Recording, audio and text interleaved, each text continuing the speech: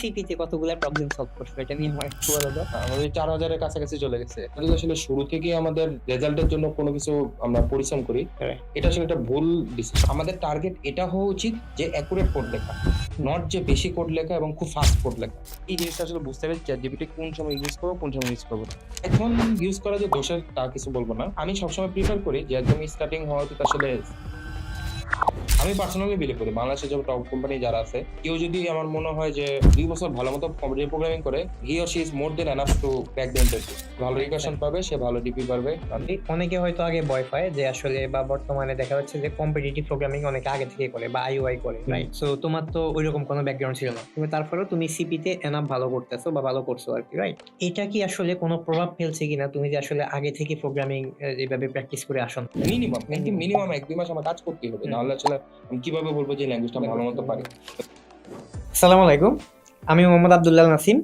আমার স্কুল থেকে আমাদের সাথে রয়েছে সেপালো বাংলাদেশের সফটওয়্যার ইঞ্জিনিয়ার শোয়েব আহমেদ, এবং শোয়েব পাশাপাশি আমার স্কুলের সিস্টেম ডিজাইন কোর্সে নিয়েছে। তো আমরা আসলে নর্মালি এমনিতে অনেক রকম ডিসকাশন করে থাকি।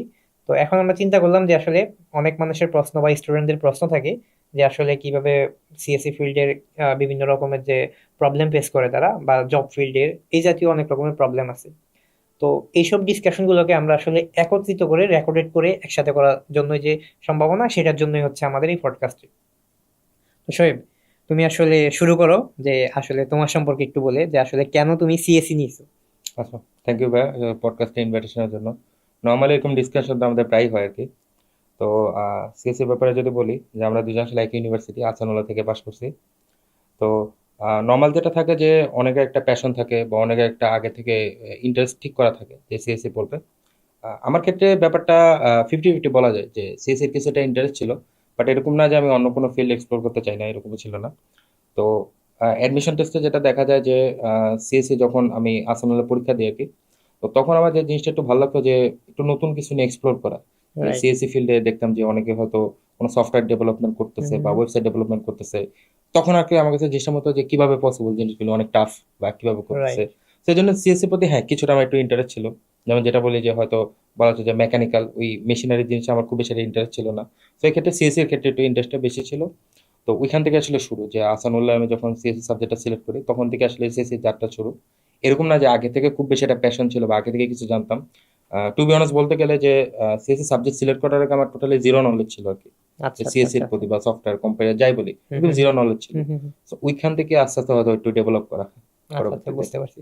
আচ্ছা, এই ক্ষেত্রে আমি জাস্ট একটা প্রশ্ন করি, অনেকে হয়তো আগে ভয় পায় যে আসলে বা বর্তমানে দেখা যাচ্ছে যে কম্পিটিটিভ প্রোগ্রামিং অনেকে আগে থেকে করে বা আইওআই করে, হুম। রাইট? সো তোমার তো ওইরকম কোনো ব্যাকগ্রাউন্ড ছিল না, কিন্তু তারপরেও তুমি সিপিতে এনাফ ভালো করতেছো বা ভালো করছো আর কি, রাইট? হুম। সো এটা কি আসলে কোনো প্রভাব ফেলছে কিনা তুমি যে আসলে আগে থেকে প্রোগ্রামিং এইভাবে প্র্যাকটিস করে আসো নাই? আচ্ছা, এটা একটা ভালো কোশ্চেন করছেন ভাইয়া। যেটা হয় যে নরমালি আমি যদি বলি যে যখন আমি আসলে ইন্টারমিডিয়েট বা কলেজে ছিলাম ধরলাম 15-16 সালের দিকে বা স্কুলে ছিলাম, তখন আসলে ওরকম আউটরিচ ছিল না যে রাইট। আসলে এখন যতটা আছে আর কি যে আইওআই অনেকে জানে বা ম্যাথ অলিম্পিয়াডের ব্যাপারগুলি জানে। তখন আমাদের যেটা দেখা যেত হয়তো ম্যাথ অলিম্পিয়াড কোনো ইভেন্ট হচ্ছে, সোশ্যাল মিডিয়া বলেন বা টিভি বা এগুলি অ্যাক্সেস কমের ফলে আসলে ওই ইভেন্টগুলি আমাদের কাছে রিচ হতো কম, রাইট। বা আমরা হয়তো খুব বেশি একটা ইন্টারেস্ট ছিলাম না বা জানতাম না হুম, যে হুম, এগুলি হুম। করলে ফিউচারে কি সুবিধা হতে পারে। তো ওই ক্ষেত্রে যেটা বলা যায় যে আমি যদি বলি যে আমার টাইমে হচ্ছে অনেকেরই এই জিনিসটা তো ঘাটতি ছিল যে ম্যাথ অলিম্পিয়াড সম্পর্কে জানা বা আইওআই সম্পর্কে জানা। তো যারা আসলে আগে থেকে করতেছে বা হ্যাঁ, আগে হ্যাঁ। থেকে করে আসছে অবশ্যই তারা কিছু একটা বেনিফিট পাবে। রিজন হচ্ছে যে আমরা যদি নর্মাল প্রোগ্রামিং কন্টেক্সট বলি, এখানে হয়তো আমরা একটা প্রবলেম দেখে আমাদের একটা হয়তো ফর্মুলা ডেরাইভ করা লাগে। Right. So as a person যে আসলে কখনো এগুলো আগে করেনি তার হয়তো কিছুটা সময় লাগবে, বাট জিনিসটা আসলে এরকম না যে ইম্পসিবল। ওকে। এখন দেখা যায় হয়তো শুরুর দিকে দেখা যেত যেটা যে আমার যেটা মনে আছে স্পষ্ট মনে আছে যে যখন আমি 1-1 ছিলাম বা 1-2 ছিলাম, তখন যেটা দেখা যেত কোর ফোর্সেস এর মানে একটা প্রবলেম, খুবই ইজি প্রবলেম দেখা যেত, ম্যাথমেটিক্যাল একটা ফর্মুলা লাগবে, আমার 20 মিনিট 25 মিনিট লাগতেছে, ওকে। ফাইন। বাট হচ্ছে যখন আসলে আমি এনাফ এক্সপার্ট পৌঁছে গেছি তখন এটা করতে ম্যাক্স আমার হচ্ছে 2 মিনিট লাগতো। সো যে হয়তো আইওআই করতেছে তার হয়তো শুরু থেকে হয়তো 2 মিনিট লাগতে পারে বা একটু বেশি লাগতে পারে, বাট এরকম না যে আসলে আইওআই করিনি যার কারণে হচ্ছে আমার এমন একটা সিনারিও আসতে হবে যে আমি কখন এটা পারবো না। Right. With enough practice I think possible জিনিসটা খুব ইজিলি অ্যাচিভ করা। Right, right. আচ্ছা, তো আমাকে এই জিনিসটা বলো যে ধরো হচ্ছে কেউ তো সবাই তো শুরুতে ভর্তি হয়, রাইট? হুম। তো ভর্তি হওয়ার পর দেখা যাচ্ছে যে অনেকেই কম্পিটিটিভ প্রোগ্রামিং সম্পর্কে ইন্টারেস্ট পায় না বা অনেকে আসে। হ্যাঁ। তো ধরো এই সিচুয়েশনে কেউ যদি ধরো সে 1-2 সেমিস্টার বা আরো বেশি সেমিস্টার পার করে আসে, তার প্রোগ্রামিং এর প্রতি ইন্টারেস্টটা সে এখনো খুঁজে পায় নাই, হুম। তখন তার আসলে কি করা উচিত বলে তুমি মনে করো? আচ্ছা ভাই, এইটা হচ্ছে যে নর্মাল, যে আসলে আমার যেটা মনে আছে যে প্রোগ্রামিং মানে আমরা যেটা আমি কোড ব্লকস আর কি কোড রাইট। করতাম। তো কোড ব্লকস মানে হচ্ছে একটা ব্ল্যাক এন্ড হোয়াইট স্ক্রিন। হ্যাঁ, হ্যাঁ। মানে এখানে হচ্ছে একটা হোয়াইট স্ক্রিন, আমি কোড লিখতেছি, রাইট। আর একটা কনসোল ব্ল্যাক কালার ওপেন হচ্ছে, ওখানে আউটপুট দেখাচ্ছে। তো এই সিনারিও ছিল আমার 4 বছরের সিনারিও। হুম, হুম, হুম, 4 বছর ধরে আমি একদম ব্ল্যাক এন্ড হোয়াইট স্ক্রিনে কিন্তু আমার পিসিটা চলছে। হুম। এমন না যে হচ্ছে ধরলাম যে হয়তো গ্রাফিক্স ডিজাইন করে, সে অনেক কালার নিয়ে কাজ করতেছে, রাইট, রাইট। সে অনেকগুলি অ্যানিমেশন সুন্দর ক্রিয়েট করতেছে, হ্যাঁ, আমার হ্যাঁ। এরকম কিছু না। আমি হচ্ছে একটা ব্ল্যাক কনসোলে 1 2 3 সাদা কালো নাম্বার জীবন। ইনপুট দিতেছি, হয়তো একটা আউটপুট আসতেছে, ব্যাপারটা এরকম ছিল। তো কথা হচ্ছে যেটা যে প্রোগ্রামিং ইটসেলফ ইজ যে যদি আমি সিনারিওটা চিন্তা করি যে আমি আসলে কিরকম ইউআই এর সাথে ইন্টারঅ্যাক্ট করতেছি, ইটসেলফ ইজ হয়তো বোরিং টাস্ক, যে মনে হতে পারে যে হ্যাঁ এটা সাদা কালো স্ক্রিনে নাম্বার ইনপুট দিচ্ছি, এইভাবে কেন আমি 4 বছর পার করবো। বাট ইন দ্য বিহাইন্ড আমার চিন্তা করতে হবে যে আমি কি করতেছি, যে রাইট। আসলে আমি একটা কোড লিখতেছি, আমি একটা লজিক লিখতেছি। হুম, হুম, হুম। মেবি জিনিসটা এইভাবে চিন্তা করি যে প্রোগ্রামিং প্রবলেমগুলি কি হয়, যে একটা প্রবলেম সিনারিও দেওয়া থাকে, ওটা একটা সলিউশন বের করতে হয়। সো প্রবলেমটা পড়ে কিন্তু যে আসলে একজন ভালো কম্পিটিটিভ প্রোগ্রামার বা নন কম্পিটিটিভ প্রোগ্রামার যে কেউ প্রবলেমটা বুঝতে পারে, অ্যাটলিস্ট যদি তার বলতে পারে এনাফ একটা ইংলিশ নলেজ থাকে, হুম, হুম, হুম। যে কেউ ইংলিশ পড়তে পারে, সে সে কিন্তু চাইলে কিন্তু একটা কোড ফোর্সের প্রবলেম পড়ে বুঝতে পারবে কি চাওয়া হয়েছে। রাইট। বাট কথা হচ্ছে যেটা যে আমি যেসব জানি যে সি প্রোগ্রামিং এর যেসব জিনিসপত্র আছে, যেমন যদি বলি অ্যারে থাকে, স্ট্রিং থাকে, এইগুলি দিয়ে একটা লুপ দিয়ে কিভাবে হচ্ছে ওই ওয়ার্ডটাকে আমি একটা প্রবলেমের মানে কম্পিউটার কোডে কনভার্ট করব, এটাই হচ্ছে আমার স্কিল। যে আমি একটা রাইট। একটা প্রবলেম পড়ছি, আমি জানি ইংলিশে কি বলছে, দেন হচ্ছে ওইটাকে আমি কম্পিউটার কোডে কনভার্ট করে ওটা থেকে আমি আউটপুট বের করতেছি, ওটা হবে human readable human output. Readable ঠিক আছে, আউটপুট। এইটা হচ্ছে একটা জিনিস যে এইটা হচ্ছে প্রোগ্রামিং এর একটা সৌন্দর্য। ঠিক আছে, সৌন্দর্য। আমরা যেটা মনে করি যে না, একজন একটা কোড লিখছে, কোডের শুরুতে লেখছে আইএনটি মেন লিখছে, সেটা ভ্যারিয়েবল ডিক্লেয়ার করছে, একটা লুপ লিখছে, ফর লুপ লিখছে, একটা জিনিস প্রিন্ট করছে। তো এখানে আসলে সৌন্দর্য কি, সৌন্দর্যটা হচ্ছে যে একটা প্রবলেম ইনস্ট্যান্ট বুঝতে পারা।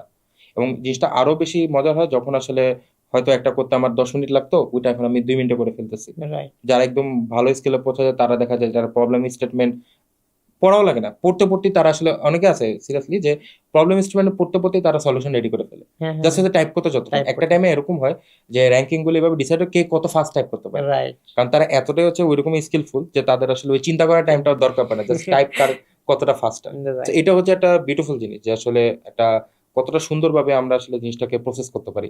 যে যখন আসলে কেউ পারে না, যে নন প্রোগ্রামার, সে হয়তো জিনিসটা যখন আমরা পারতাম না, আমরা নিজেও যখন বিগিনার ছিলাম, জিনিসটা আমরা বুঝতাম না যে কিভাবে করবো, এত বড় একটা কোশ্চেন অ্যান্সার লিখবো, এতগুলি টেস্ট কেস থাকবে, সব মিলতে হবে। সো যখন আসলে এক্সপার্ট হয়ে যায় তখন কিন্তু 1 আর 2 মিনিটের কাজ যে আসলে খুব ইজিলি এটা প্রসেস হয়ে যায়। তো এটা একটা জিনিস যে আমার ব্রেনটাকে আমি কতটা শার্প করতে পারতেছি, বা আমার যেসব স্কিল সেট আছে, যে প্রোগ্রামিং নলেজ আছে, ওটাকে আমি কতটা দক্ষ।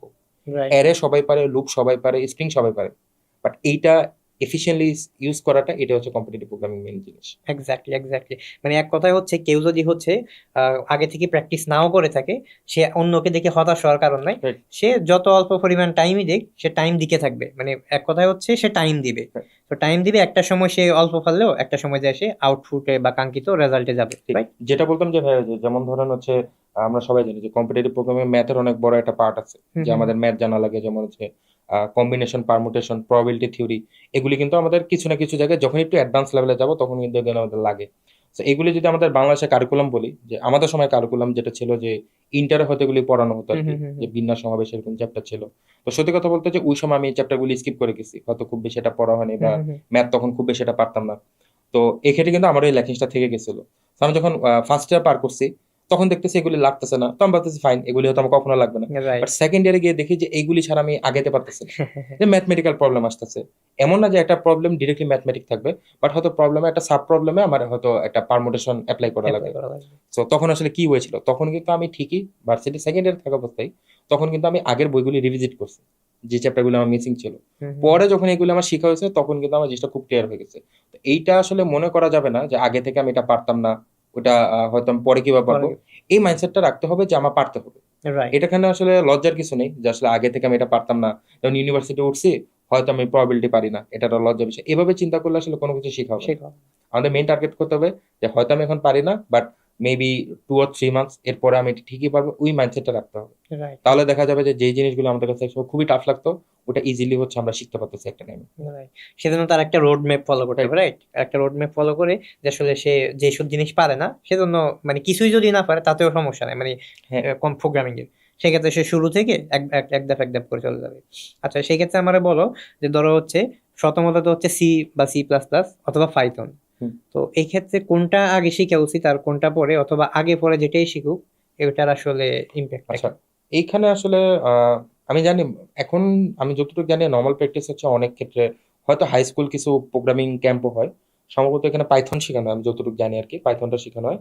সো পাইথন একটা সুবিধা হচ্ছে যে পাইথন হচ্ছে একটা শর্ট ল্যাঙ্গুয়েজ, একদম ইজিলি বলতে গেলে শর্ট ল্যাঙ্গুয়েজ, এবং এখানে অনেক কিছু হচ্ছে বাই ডিফল্ট ইমপ্লিমেন্ট করা থাকে। রাইট, এটা মানে খুব ভাস্ট একটা ভালো লাইব্রেরি, বেসিকই থাকে যেটা। তো পাইথন ইউজ করা যে দোষের তা কিছু বলবো না, But আমি সবসময় প্রিফার করি যে একদম স্টার্টিং হওয়া উচিত আসলে সিতে, not even C plus plus, সিতে হওয়া উচিত। রিজন হচ্ছে যে সি কিন্তু হচ্ছে একদম খুবই বলা চলে যে একটা লোয়ার লেভেল ল্যাঙ্গুয়েজ, যে এখন যদি আমি ওইভাবে কম্পেয়ার করি, তো ওই ক্ষেত্রে যেটা দেখা যায় যে একদম সবকিছু আমার স্ক্র্যাচ থেকে ইমপ্লিমেন্ট করা লাগতেছে। তো দেখা গেছে হচ্ছে 3টা নাম্বারের মধ্যে ম্যাক্স, ওটা হচ্ছে আমি খুবই স্ক্র্যাচ থেকে ইমপ্লিমেন্ট করা লাগতেছে। হয়তো কিউ, যেমন আমরা ডাটা স্ট্রাকচার ইউজ করি, কিউ স্ট্যাক, সো ওইগুলি কিন্তু আমাদের ওই লিঙ্ক লিস্ট দিয়ে ইমপ্লিমেন্ট করা লাগতেছে। সো যদি শুরু থেকে যদি আসলে আমি জাস্ট একটা বেটার ল্যাঙ্গুয়েজ আমি জাস্ট কিউ দিয়ে ডিক্লেয়ার করে ইউজ করা শিখি, তাহলে কিন্তু আমার ওই নলেজটা আসবে না, যে লিঙ্ক লিস্টটা আসলে কিভাবে ইনিশিয়েট করতেছে, কিউতে লিঙ্ক লিস্টটা কিভাবে ইনিশিয়েট করবো, এবং সেম লিঙ্ক লিস্ট দিয়ে কিভাবে স্ট্যাকটা করবো, কখন হচ্ছে ফার্স্টে নোট ইনসার্ট করবো, কখনো লাস্টে করবো, বা মিডলে কিভাবে ইনসার্ট করবো। এই জিনিসগুলি কিন্তু ইম্পর্টেন্ট, মানে নট যে আসলে এইটা আমাদের রেগুলার লাগবে, বাট এই কনসেপ্টটা, বেসিক কনসেপ্টটা জানা খুবই ইম্পর্টেন্ট। রাইট, কারণ হচ্ছে এই সব যখন আমরা ডিফারেন্ট সিনারিওর প্রবলেমগুলি সলভ করব, তখন আসলে যত বেশি আননোন সিনারিও আসবে, হয়তো পসিবিলিটি বেশি থাকবে, ওইগুলি ঠিকই আমরা ট্যাকেল দিতে পারবো। রাইট, সো বেটার হচ্ছে, আমি যেটা পার্সোনালি সাজেশন দিব যে সি দিয়ে শুরু করা, এবং সি প্লাস হলেও প্রবলেম নেই, বাট শুরুতে আসলে অ্যাটলিস্ট আমার মনে হয় অ্যাটলিস্ট 200-র মতো প্রবলেম সি প্লাস প্লাসে সলভ করা উচিত। রাইট। তাতে হচ্ছে নিজের একটা যে দক্ষতা থাকে, যে যে কোনো ল্যাঙ্গুয়েজ আমি এটা পারবো। যেমন আমি যদি বলি, আমি যখন হচ্ছে আমি ফার্স্ট যে জবে যখন ইন্টারভিউ দিই, তখন হচ্ছে দেখা যেত যে ওটা একটা রাউন্ডে ছিল যে সি শার্পে কোড করা লাগতো আর কি। ওকে। তো এর আগে আমি কখনো এভাবে ডিরেক্টলি সি শার্পে কোড করিনি কখনো। তো দেখা গেছে যেটা, যে যখন ওই ল্যাঙ্গুয়েজটা, যেহেতু আমার ইন্টারভিউ সেকেন্ড রাউন্ড, সো ভালো মতো পারা লাগবে, তো তখন যেটা করছি, আমি জাস্ট কিছু সিনটেক্স দেখছি যে ওখানে কিভাবে ইন্টিজার ডিক্লেয়ার করে, কিভাবে লুপ লেখে, কিভাবে হচ্ছে অ্যারেটা ডিক্লেয়ার করে। তো ওইটা দেখার পরে যেটা দেখা গেছে যে সি প্লাস প্লাস যখন ভালো মতো করছিলাম, এর সাথে 90% সিমিলার আসলে, কারণ Right. কোডের স্ট্রাকচারটা চেঞ্জ হতেছে, Same. জাস্ট হয়তো সিনটেক্স কিছু চেঞ্জ, হয়তো কয়েকটা জায়গায় একটু স্পেশাল কেস আছে। সো এর বদলে যদি আমার মনে হয় আমি শুরুতে পাইথন দিয়ে কোড করতাম, তখন আমার মনে হয় সি শার্পের কোডটা করতে টাফ হতো, টাফ হয়তো। বিকজ তখন দেখা যেত যে টোটাল ডিফারেন্ট একটা জিনিস। বাট হচ্ছে সি প্লাস প্লাস, সিতে যদি ফার্স্ট টাইম কোডটা করা হয়, তখন দেখা যায় অনেক বেসিক জিনিসগুলি আমাদের বাই ডিফল্ট শেখা হয়, যার কারণে আসলে দেখা যায় এনি ল্যাঙ্গুয়েজে আমাদের দক্ষতাটা একটু বেশি হয় সব। Right, right. তো আমি এক কথায় যদি সামারি করি তোমার কথাকে, আসলে পাইথনে হচ্ছে কোনো কিছু ডিফাইন করা লাগে না। Right. তো যার কারণে হচ্ছে আমরা আসলে জানি না এটা কোন টাইপ, রাইট? এটা কি আসলে অ্যারে টাইপ নাকি লিঙ্ক লিস্ট নাকি হচ্ছে আমরা যে কোনো টাইপ জানি না। তো এটা আসলে জানাটা ইম্পর্টেন্ট। Right. তো এই জিনিসটা জানার জন্য আমাদের আসলে সি প্লাস প্লাস বা সি, এটা আমাদেরকে হেল্প করে ইনিশিয়াল স্ট্রাকচারে। তো যে কোনো বিগিনার লেভেলের কোডারে হচ্ছে এটা জানা উচিত।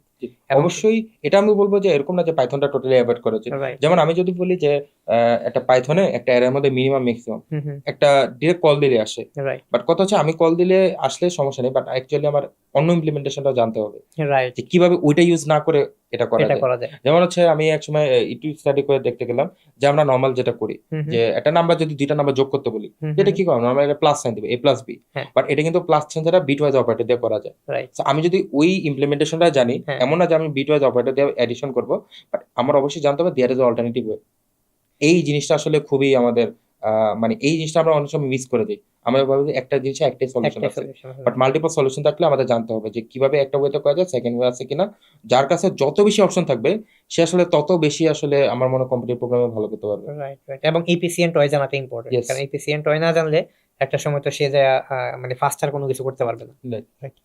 আচ্ছা, তো আমাকে এখন এই জিনিসটা বলো যে আসলে যে আসলে প্রোগ্রামিং বা সি প্লাস প্লাস বা পাইথন যেটাই শিখুক, সে তো আসলে শুরু করবে। তো তার কি আসলে যে কোনো একটা অনলাইনের রেকর্ডেড কোর্স বা ইউটিউবের লেসন গুলা এনাফ কিনা, অথবা তার হেল্পিং হ্যান্ড বা কোনো লাইভ সাপোর্টের এই জিনিসগুলা, বা আমার স্কুলে অলরেডি আমাদের কোর্স আছে দুইটা, সো C++ এবং পাইথনের, এখানে আমাদের লাইভ সাপোর্টও থাকে, রেকর্ডেড কোর্সও আছে পুরোটা। এই ব্যাপার নিয়ে তোমার কোনো কমেন্ট আছে কিনা? আচ্ছা ভাই, আমি যখন হচ্ছে ধরেন প্রথম দিকে যখন মানে প্রোগ্রামিং শুরু করছি আর কি, তখন যেহেতু আমাদের সময় রেকর্ডেড কোর্স বা ওই কালচারটা কমই ছিল। Right. তো তখন দেখা যেত মাঝে মধ্যে কিছু একটা প্রবলেম ফেস করতাম, হুম হুম। যে একটা টপিক হয়তো মানে আমি অনেকেই আমরা বাঙালি হিসেবে অনেক হয়তো হিন্দি বুঝি বা ইংলিশ বুঝি, একটু কম বুঝি, হুম। বাট আমি অনেককে চিনি, আপনি বিলিভ করবেন না, যে হয়তো অনেকে হিন্দি বুঝে না, না বুঝতে পারে। হ্যাঁ হ্যাঁ, তো ওই স্বাভাবিক। ক্ষেত্রে যেটা দেখা যায় যে ইউটিউবের অনেকগুলি লেকচার সে আসলে বুঝতে পারে না easily। তো তার রাইট। একটা রিলাই করতে হয় যে বাংলা কন্টেন্টের উপর। হ্যাঁ। তো আমাদের সময় দেখা যেত যে ওই বাংলা কন্টেন্ট খুবই কম ছিল। রাইট। তো যার কারণে যেটা দেখা যায় মাঝে মধ্যে হয়তো কিছু অ্যাডভান্স টপিকে দেখতে গিয়ে খুব বেশি একটা মাঝে মধ্যে প্যারা খাওয়া লাগতো। তো দেখা যাচ্ছে আমার মনে আছে যে সেগমেন্টের একটা ভ্যারিয়েন্ট শিখতে গিয়ে হুম। দেখা যাচ্ছে ভালো রিসোর্স আমি পাইনি ঠিক মতো। তো তখন যেটা দেখা গেছে ইংলিশ রিসোর্স অ্যাকচুয়ালি পাইনি, চাইনিজ রিসোর্স ছিল। তো ওইটা আসলে ট্রান্সলেট করে পড়তে গিয়ে খুব বেশি একটা ঝামেলায় পড়ছি। তো ব্যাপারটা হচ্ছে এরকম। তো আমার মনে হয় যে আসলে একটা ভালো নিজের বাসায় আসলে একটা রিসোর্স থাকা অবশ্যই ভালো, এবং বিগিনাররা অবশ্যই তারা শুরু করবে হচ্ছে নিজের অ্যাভেলেবল রিসোর্স দিয়ে।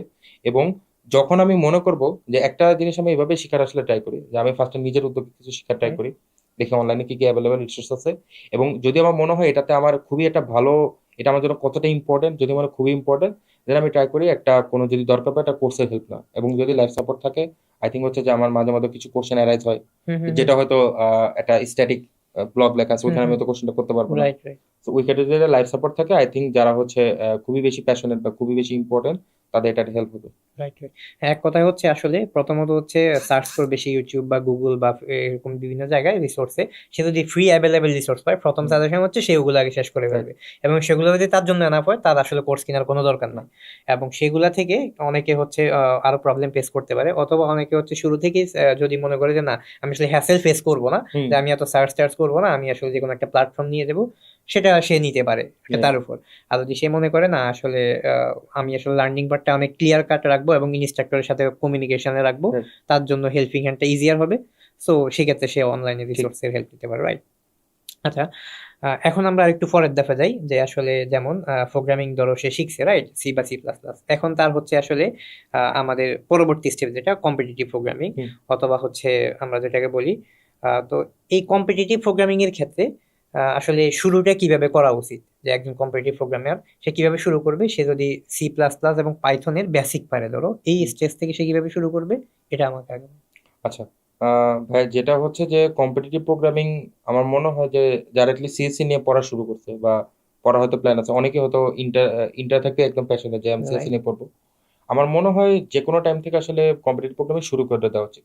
আচ্ছা। তো এমন না যে আসলে কম্পিটিটিভ প্রোগ্রামিং আমার সব পারা লাগবে, এমন অনেকে এটা বলে যে আসলে আমি এই সব শিখে কম্পিটিটিভ প্রোগ্রামিং শুরু করব। হুম হুম। এটা টোটালি একটা ভুল কনসেপ্ট। রাইট কারণ হচ্ছে কম্পিটিটিভ প্রোগ্রামিং এর কোনো কমপ্লিট সিলেবাস নাই, এবং রাইট। যদিও থাকে, একটা মানুষ আমার মনে হয় না সে আসলে 5-6 বছরের নিচে সেটা কমপ্লিট করতে পারবে, বিকজ এটার অনেক বেশি নলেজ। এবং কম্পিটিটিভ প্রোগ্রামিং এর অ্যাকচুয়াল লার্নিংটা হয় কম্পিটিটিভ প্রোগ্রামিং করার মাধ্যমে। রাইট। এটা এরকম না যে আসলে থিওরি আমি পারতেছি, থিওরি পারলে আমি অ্যান্সার দিতে পারবো।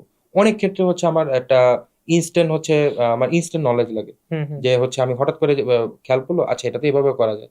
সো এইরকম সিনারিও যত আমি ফেস করব, আমার কিন্তু তত বেশি এই জিনিসটা দক্ষতা বাড়বে। হ্যাঁ হ্যাঁ। সো কম্পিটিটিভ প্রোগ্রামিং শুরু করার ক্ষেত্রে আমি যেটা সাজেস্ট করব, যে কিছু কিছু অনেকগুলি অনলাইন জাজ আছে, এখন আসলে অনেকগুলি অনলাইন জাজ আছে।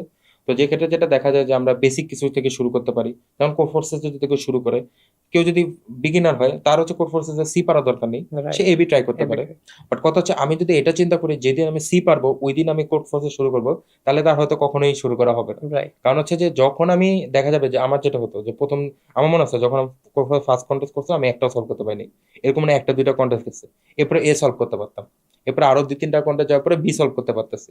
তো এরপরে দেখা যেত এ বি টাইমটা সি পারতেছে না, বাট এ বি টাইমটা মিনিমাইজ হইতেছে। হয়তো আগে 50 মিনিটে এবি পারতাম, এখন হচ্ছে হয়তো 20 মিনিটে পারতেছি। তো তখন দেখা যেত আমার আরো টাইম আছে, যেহেতু কন্টেস্ট 2 ঘন্টার, তো আমার আরো টাইম আছে, তখন সিতে একটা অ্যাটেম্প নিতাম। দেখা যেত সি অ্যাটেম্প নিতে নিতে কোনোদিন পারছি কোনোদিন পারতেছি না। এরপরে দেখা যেত আস্তে আস্তে যে আধা ঘন্টা 35 মিনিটের মধ্যে এবিসি হয়ে যেতেছে। So এটা করতে করতে আসলে শেখাটা হয়, যে আসলে এরকম না যে আমি পারবো তারপরে এটা স্টার্ট করবো। আমার মনে হয় যে কোনো টাইমে শেখা উচিত, এবং যে জিনিসটা একটু মাথায় রাখা উচিত যে শুরুর দিকে ডাটা স্ট্রাকচারের দিকে একটু কম নির্ভর হওয়া ভালো। যে যদি এরকম পসিবল হয়, ধরা যাক এরকম পসিবল হয় যে একটা প্রবলেম হয়তো আমার মনে হচ্ছে যেটা প্রায়োরিটি কিউ দিয়ে খুব ইজিলি সলভ করা যাবে, রাইট। বাট এটা কি আসলে পসিবল কিনা যে সামহাও প্রায়োরিটি কিউ অ্যাভয়েড করে আমরা এটা ইউজ করতে পারি, বিকজ এটা একটু মিড লেভেলের ডাটা স্ট্রাকচার, ঠিক আছে, যেহেতু হচ্ছে একটা ট্রি ম্যানেজ হইতেছে, সেটা মিড লেভেলের ডাটা স্ট্রাকচার। সো যদি এটা পসিবল হয় সামহাও, যে হয়তো এটা আমরা একটা শর্ট করে সামহাও কোনোভাবে করতে পারি, তো ওই ক্ষেত্রে আমার মনে হয় যে আমাদের সবার প্রথমে উচিত বেসিক জিনিস দিয়ে সলভ করা, এবং আস্তে ধীরে একটু একটু করে ডাটা স্ট্রাকচার শিখতে শিখতে ওইগুলি অ্যাপ্লাই করা। এবং জিনিসটা এরকম না যে ডাটা স্ট্রাকচার উপর আমরা টোটালি নির্ভর হয়ে যাব, বাট যেখানে লাগবে ইউজ করবো। এবং সবসময় মানে ডাটা স্ট্রাকচার প্রবলেমের একটা কমন বৈশিষ্ট্য আমি যেটা দেখছি, যে একটা প্রবলেমে মাঝে মধ্যে দেখা যায় যে হয়তো দুইটা ডিফারেন্ট ডাটা স্ট্রাকচার ইউজ করা যায়। তো ওই ইউজগুলি যখন আমরা জানবো তখন দেখা যাবে যে আমার এই ডিপেন্ডেন্সিটা কমবে আর কি। তো আমার মনে হয় যখন আসলে কারো পাইথন বা C++ বেসিক জানা আসে, সে কোনো একটা নর্মাল একটা অনলাইন জাজে সে বেসিক প্রবলেমগুলি এগুলি শর্ট করা যায়, ইজি মিডিয়াম হার্ড, সেগুলি শুরু করতে পারে। এবং যখন সে মনে হবে কোথাটা স্টাক, তখন সে ওই রিলেটেড টপিকগুলি দেখতে পারে। হয়তো প্রবলেমে যে ট্যাগ লেখা থাকে, হয়তো লেখা আছে এটা বাইনারি সার্চ, হয়তো সে জানে বাইনারি সার্চ কি, তো সে বাইনারি সার্চ শিখলো, শিখে হচ্ছে ওই প্রবলেমটা বা অ্যাটেম্প করবে। এক্স্যাক্টলি।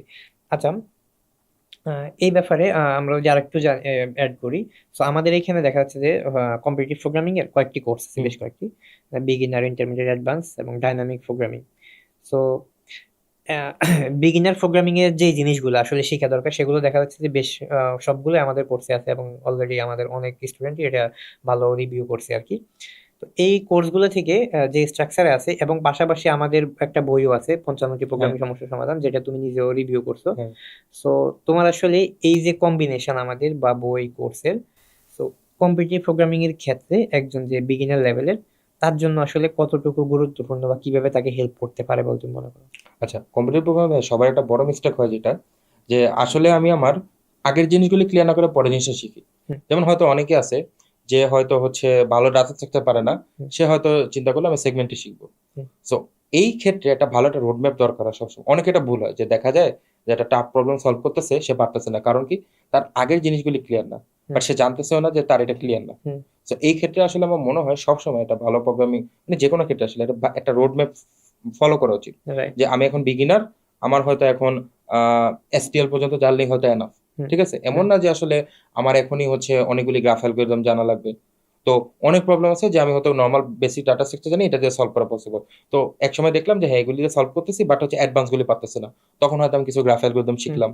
তো এটা তো আসলে অবশ্যই করা যাবে না যে হচ্ছে আমি BFS পারি না, বাট হচ্ছে আমি হচ্ছে ক্রুসকাল অ্যালগরিদম শিখতেছি। সো একটা রোড ম্যাপ দরকার আছে।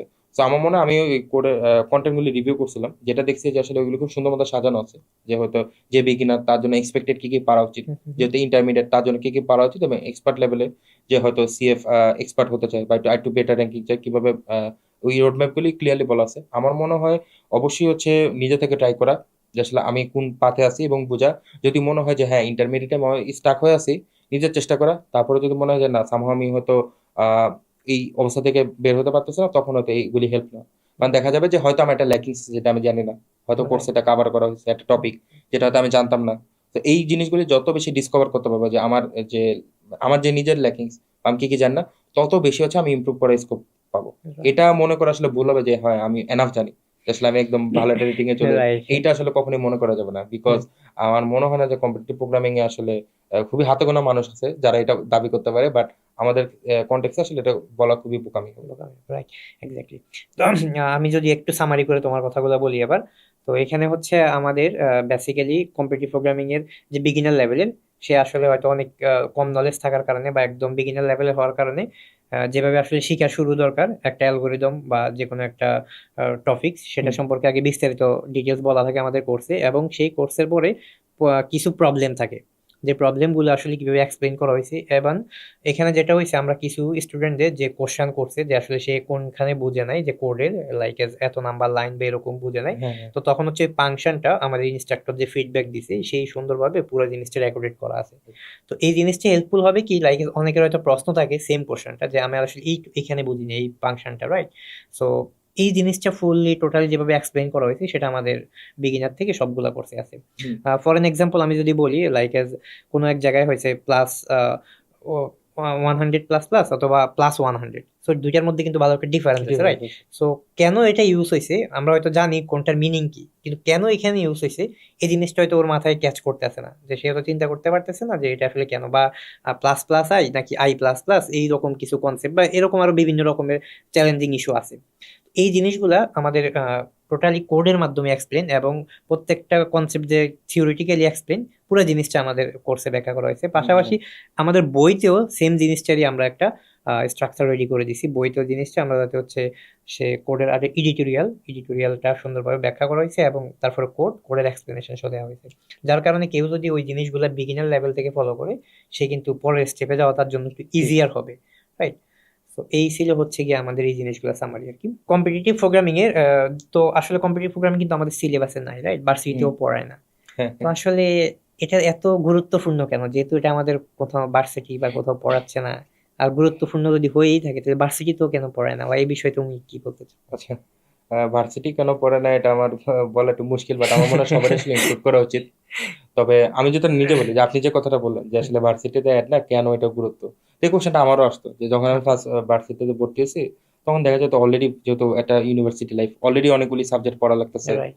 এর উপর আবার কেন কম্পিটিটিভ প্রোগ্রামিং আলাদা একটা জিনিস নিব যেটা আসলে হয়তো আমার গ্রেডে কোনো এফেক্ট পড়বে না। হুম হুম হুম। তো এরকম চিন্তা ভাবনা ছিল। তো দেখা যাচ্ছে শুরু থেকে আমি কম্পিটিটিভ প্রোগ্রামিং নিয়ে কোনো মানে আমার সিরিয়াসনেস ছিল না, যেহেতু আসলে এটা ম্যান্ডেটরি না। হুম। আমি তো অলরেডি হচ্ছে ক্লাসে সি শিখতেছি, স্ট্রাকচার প্রোগ্রাম ল্যাঙ্গুয়েজ যেটা, তো শিখতেছি, যেহেতু কেন হচ্ছে আমার এটা অ্যাডভান্স জানা লাগবে, বা আসলে কতটা অ্যাডভান্স আমি জানতে পারবো, তো এরকম ক্লিয়ার ছিল না আর কি আমার মধ্যে।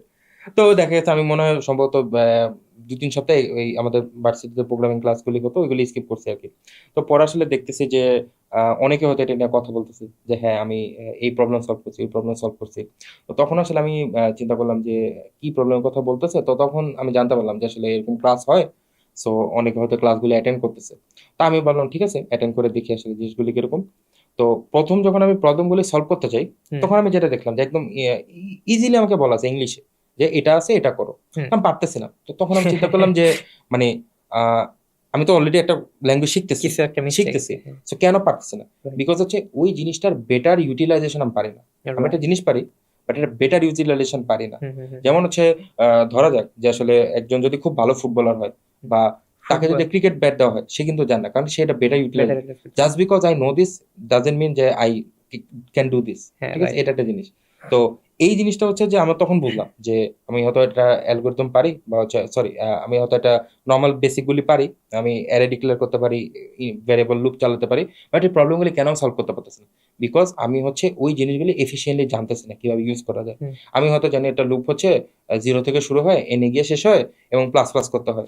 এখানে কিন্তু আমরা রিভার্সও করতে পারি, বা হচ্ছে আমি প্লাস প্লাস না ছাড়াও প্লাস ইকুয়াল 2 করতে পারি, অনেক কিছু করা যায়। ঠিক আছে, এই জিনিসটা শিখতে হবে যে আসলে একটা জিনিস কতভাবে ইউজ করা যায়। তারপর হচ্ছে দেখা যায় যে ধরলাম যে আসলে যেমন আমার প্রথমে যেটা হয়েছিল যে আমি হচ্ছে একটা শিখতেছিলাম যে 1 থেকে 100-র মধ্যে প্রাইম নাম্বার গুলি একটা অ্যারেতে স্টোর করা। তো আমি যেটা দেখলাম যে আমি যেটা করছি যে আমি একটা 100 সাইজের অ্যারে ডিক্লেয়ার করছি। তো নর্মাল যেটা করে যে যেটা প্রাইম ওটাতে ধরলাম হচ্ছে আমি 1 রাখতেছি, যেটা নন প্রাইম ওটাতে 0 রাখতেছি। তো আমার মনে হতে পারে যে এটাতে তো অনেক স্পেস লাগবে, কারণ হচ্ছে 100টা নাম্বার, কিভাবে স্পেসটা রিডিউস করতে পারি? এটা খুবই সিম্পল অবজারভেশন হচ্ছে যে 2 ছাড়া যে কোনো জোন নাম্বারই হচ্ছে নন প্রাইম। সো ওইটা আমি একটা স্পেশাল কেস হতে পারে। সো এখন আমি যেটা করতে পারি যে ওই 100টা সাইজের এর মধ্যে আমি ওই মানে ইভেন্ট গুলি বাদই দিলাম, তখন শুধু আমি অডগুলি স্টোর করতে পারি, এবং 2 এর জন্য স্পেশাল কেস। তাহলে কিন্তু দেখা যায় একটা সিম্পল অবজারভেশনের কারণে আমার কিন্তু একটা বিশাল একটা প্রবলেম সলভ হয়ে গেল। যে দেখা যেত আমি যদি আসলে 1000 নাম্বারের জন্য মানে আমি অ্যারে রাখতাম, তখন আসলে 500 দিয়ে এনাফ। বাট যদি আমি এই অবজারভেশনটা বাদ দিতাম, তখন দেখা যেত 1000 সাইজের অ্যারে রাখা লাগতেছে। তো এই জিনিসগুলি হচ্ছে যে কম্পিটিটিভ প্রোগ্রামিং যখন করছি, তখন আসলে বুঝতেছি যে হ্যাঁ এই জিনিসগুলো আমি জানি না। হয়তো কেউ করতেছে না, সে শুরুতে 1000 সাইজের একটা অ্যারে ডিক্লেয়ার করে দিবে, বা যে আসলে একটু কম্পিটিটিভ প্রোগ্রামিং পারে বা জানে, সে দেখা যাবে যে হচ্ছে এই জিনিসটা তখন সে জানে কতটুকু আমার দরকার।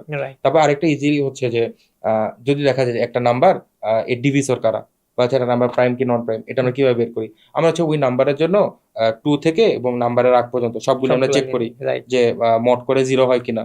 তো এটার একটা অবজারভেশন হচ্ছে যে সবগুলি আমার যাওয়া দরকার নেই। একটা নাম্বারের প্রাইম খোঁজার জন্য আমরা হচ্ছে স্কোয়ার রুট পর্যন্ত গেলে, সো এটা কিন্তু একটা বড় একটা প্রবলেম সলভ করতেছে। একটা নাম্বার যদি হচ্ছে অনেক বড় হয়, যে 10⁶ হয়, তো এটা যদি 10⁶ পর্যন্ত করলে আমার এনাফ, আমার কিন্তু 10⁶ লাগতেছে না।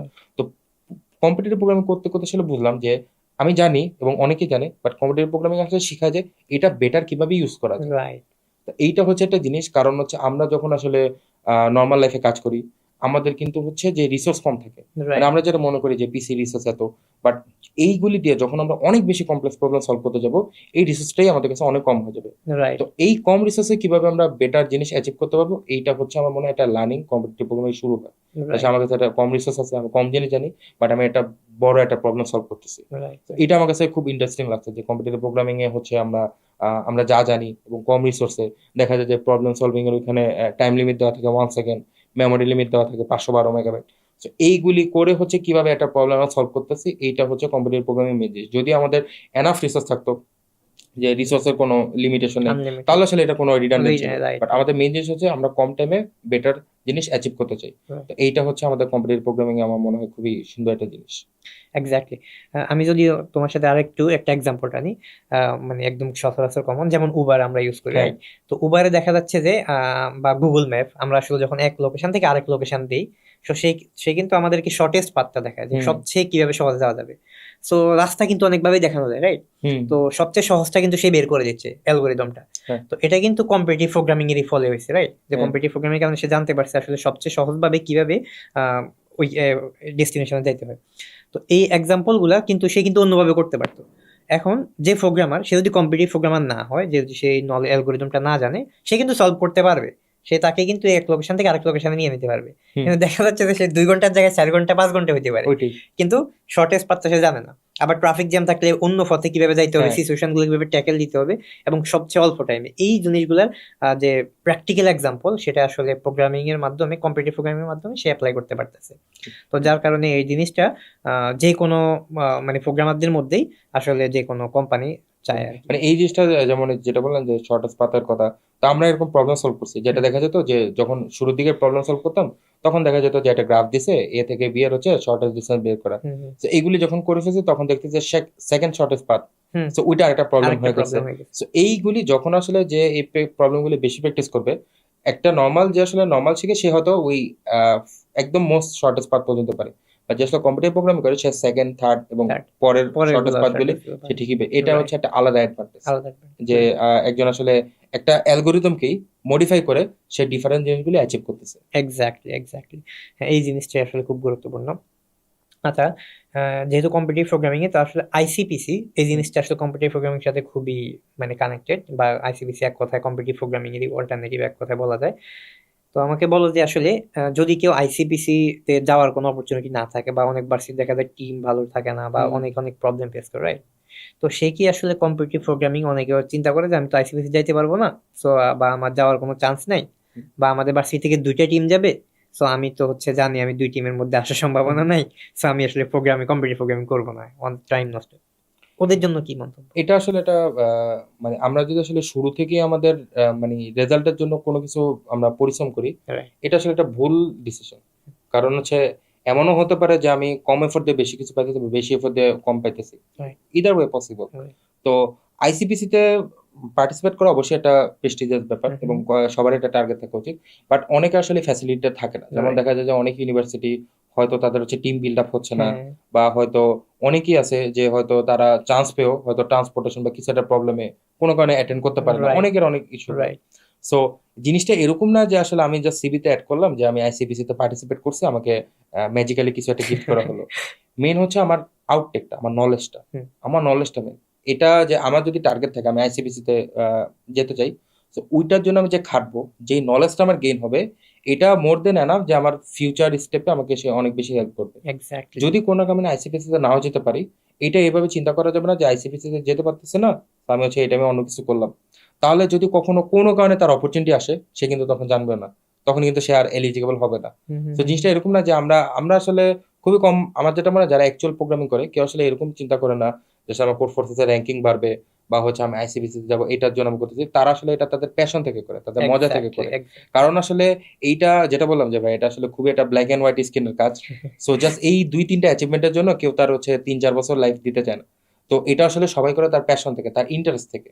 যার এটা থাকে সে আসলে লাস্ট পর্যন্ত টিকে থাকে, আর যার থাকে না সে হয়তো একটা টাইমে কোনো কারণে হতাশ হয়ে যায় বা কিছু একটা মনে হয়, তখন হয়তো সে একটু অফ করে দেয় বা কমায় দেয়, আস্তে আস্তে একসময় সে হয়তো এইখান থেকে চলে যায়। বাট তার মধ্যে কিন্তু পটেনশিয়াল ছিল, সে যদি ওই টাইমটাতে চিন্তা করতো যে হ্যাঁ আমি একটু ধৈর্য ধরে দেখি যে সামনে কি আমার জন্য অ্যাচিভ করতেছে। হ্যাঁ, তো শোয়েব ওই কথাই বললো আসলে। মানে হতাশ হওয়ার কোনো কারণ নেই আসলে। কম্পিটিটিভ প্রোগ্রামিং এর ক্ষেত্রে যতই প্র্যাকটিস করবে ততই হতাশ হবে, এটা হচ্ছে স্বাভাবিক বিষয়। তো যে যত বেশি হতাশ, তার মানে সে তত বেশি সাকসেসফুল হওয়ার সম্ভাবনা আছে, মানে হতাশে যদি ব্যাকে না যায় আর কি। যদি হতাশ হওয়ার পরেও সে আসলে বারবার ট্রাই করে এবং সে সামনে এগিয়ে আসে, তাহলে সে কোনো না কোনো এক সময় সে তার গন্তব্যে না পৌঁছাইলেও গন্তব্যের কাছাকাছি পৌঁছাবে। যেটা তাকে আইসিবিসি তে যাইতে হেল্প করুক আর না করুক, সেটা তার পরবর্তী জব লাইফ কিংবা যে কোনো রকমের অন্যান্য কোডিং রিলেটেড কাজে তাকে হেল্প করবে। ইভেন সে অন্যান্য কোডিং রিলেটেড কাজে না থাকলেও সেটা তার কনসেপচুয়ালি তার ব্রেনটাকে শার্প করে দিবে। তারপরে তার আইকিউ বা অন্যান্য অনেক কিছুতে সে বেটার পারফরমেন্স করতে পারবে। এই যে ভাই, যেমন ধরেন হচ্ছে আমাদের বাংলাদেশের কন্টেক্সটে যদি বলি, আমাদের যেসব সিনিয়র প্রমিনেন্ট প্রোগ্রামার যারা ছিল, যেমন হচ্ছে আমি যদি বলি যে সারিয়া মঞ্জুর স্যার বা হচ্ছে জানে আলম জান ভাই, তো উনাদের ক্ষেত্রে কিন্তু তো আমার যতটুকু মনে হয় তখন কিন্তু কোড ফোর্সেস ছিল না, হুম, রেটিং এর কোনো ব্যাপার ছিল না, না, যে হচ্ছে তারা হচ্ছে রেড কোডার বা হচ্ছে ব্লু কোডার এরকম ছিল না।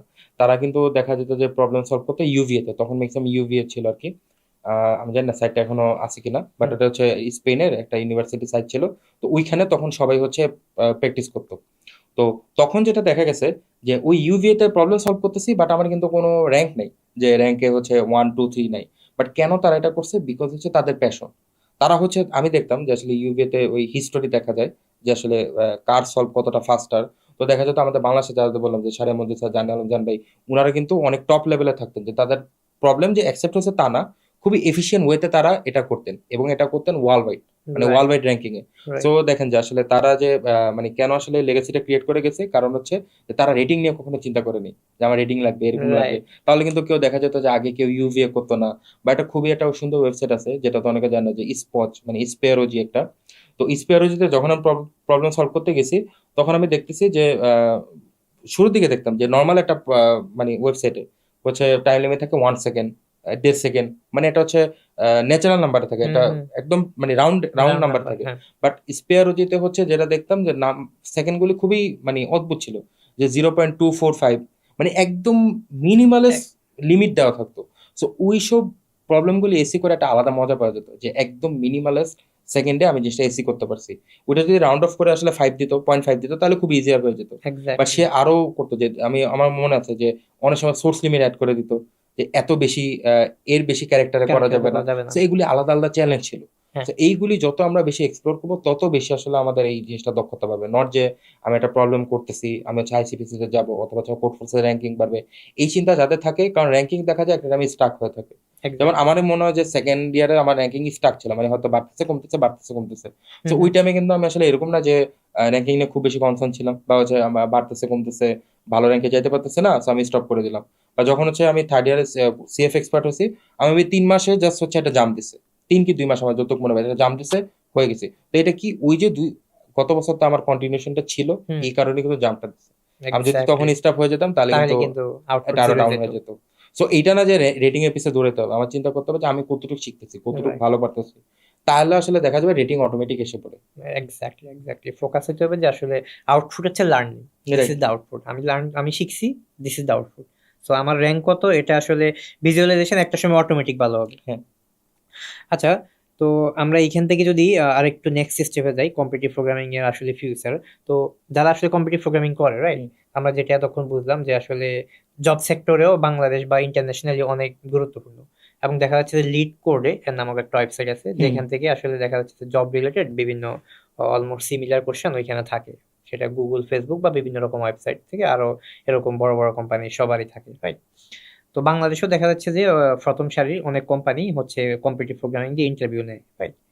তো আমি আর নাম উল্লেখ করলাম না। সো তুমি হচ্ছে আসলে ওই ইন্টারভিউ গুলা বা কম্পিটিটিভ প্রোগ্রামিং এর ক্ষেত্রে ওই প্রথম সারির কোম্পানিগুলোতে কি রকম টাইপের প্রশ্নগুলা হয়, এই জিনিসগুলো নিয়ে একটু এক্সপ্লোর করো।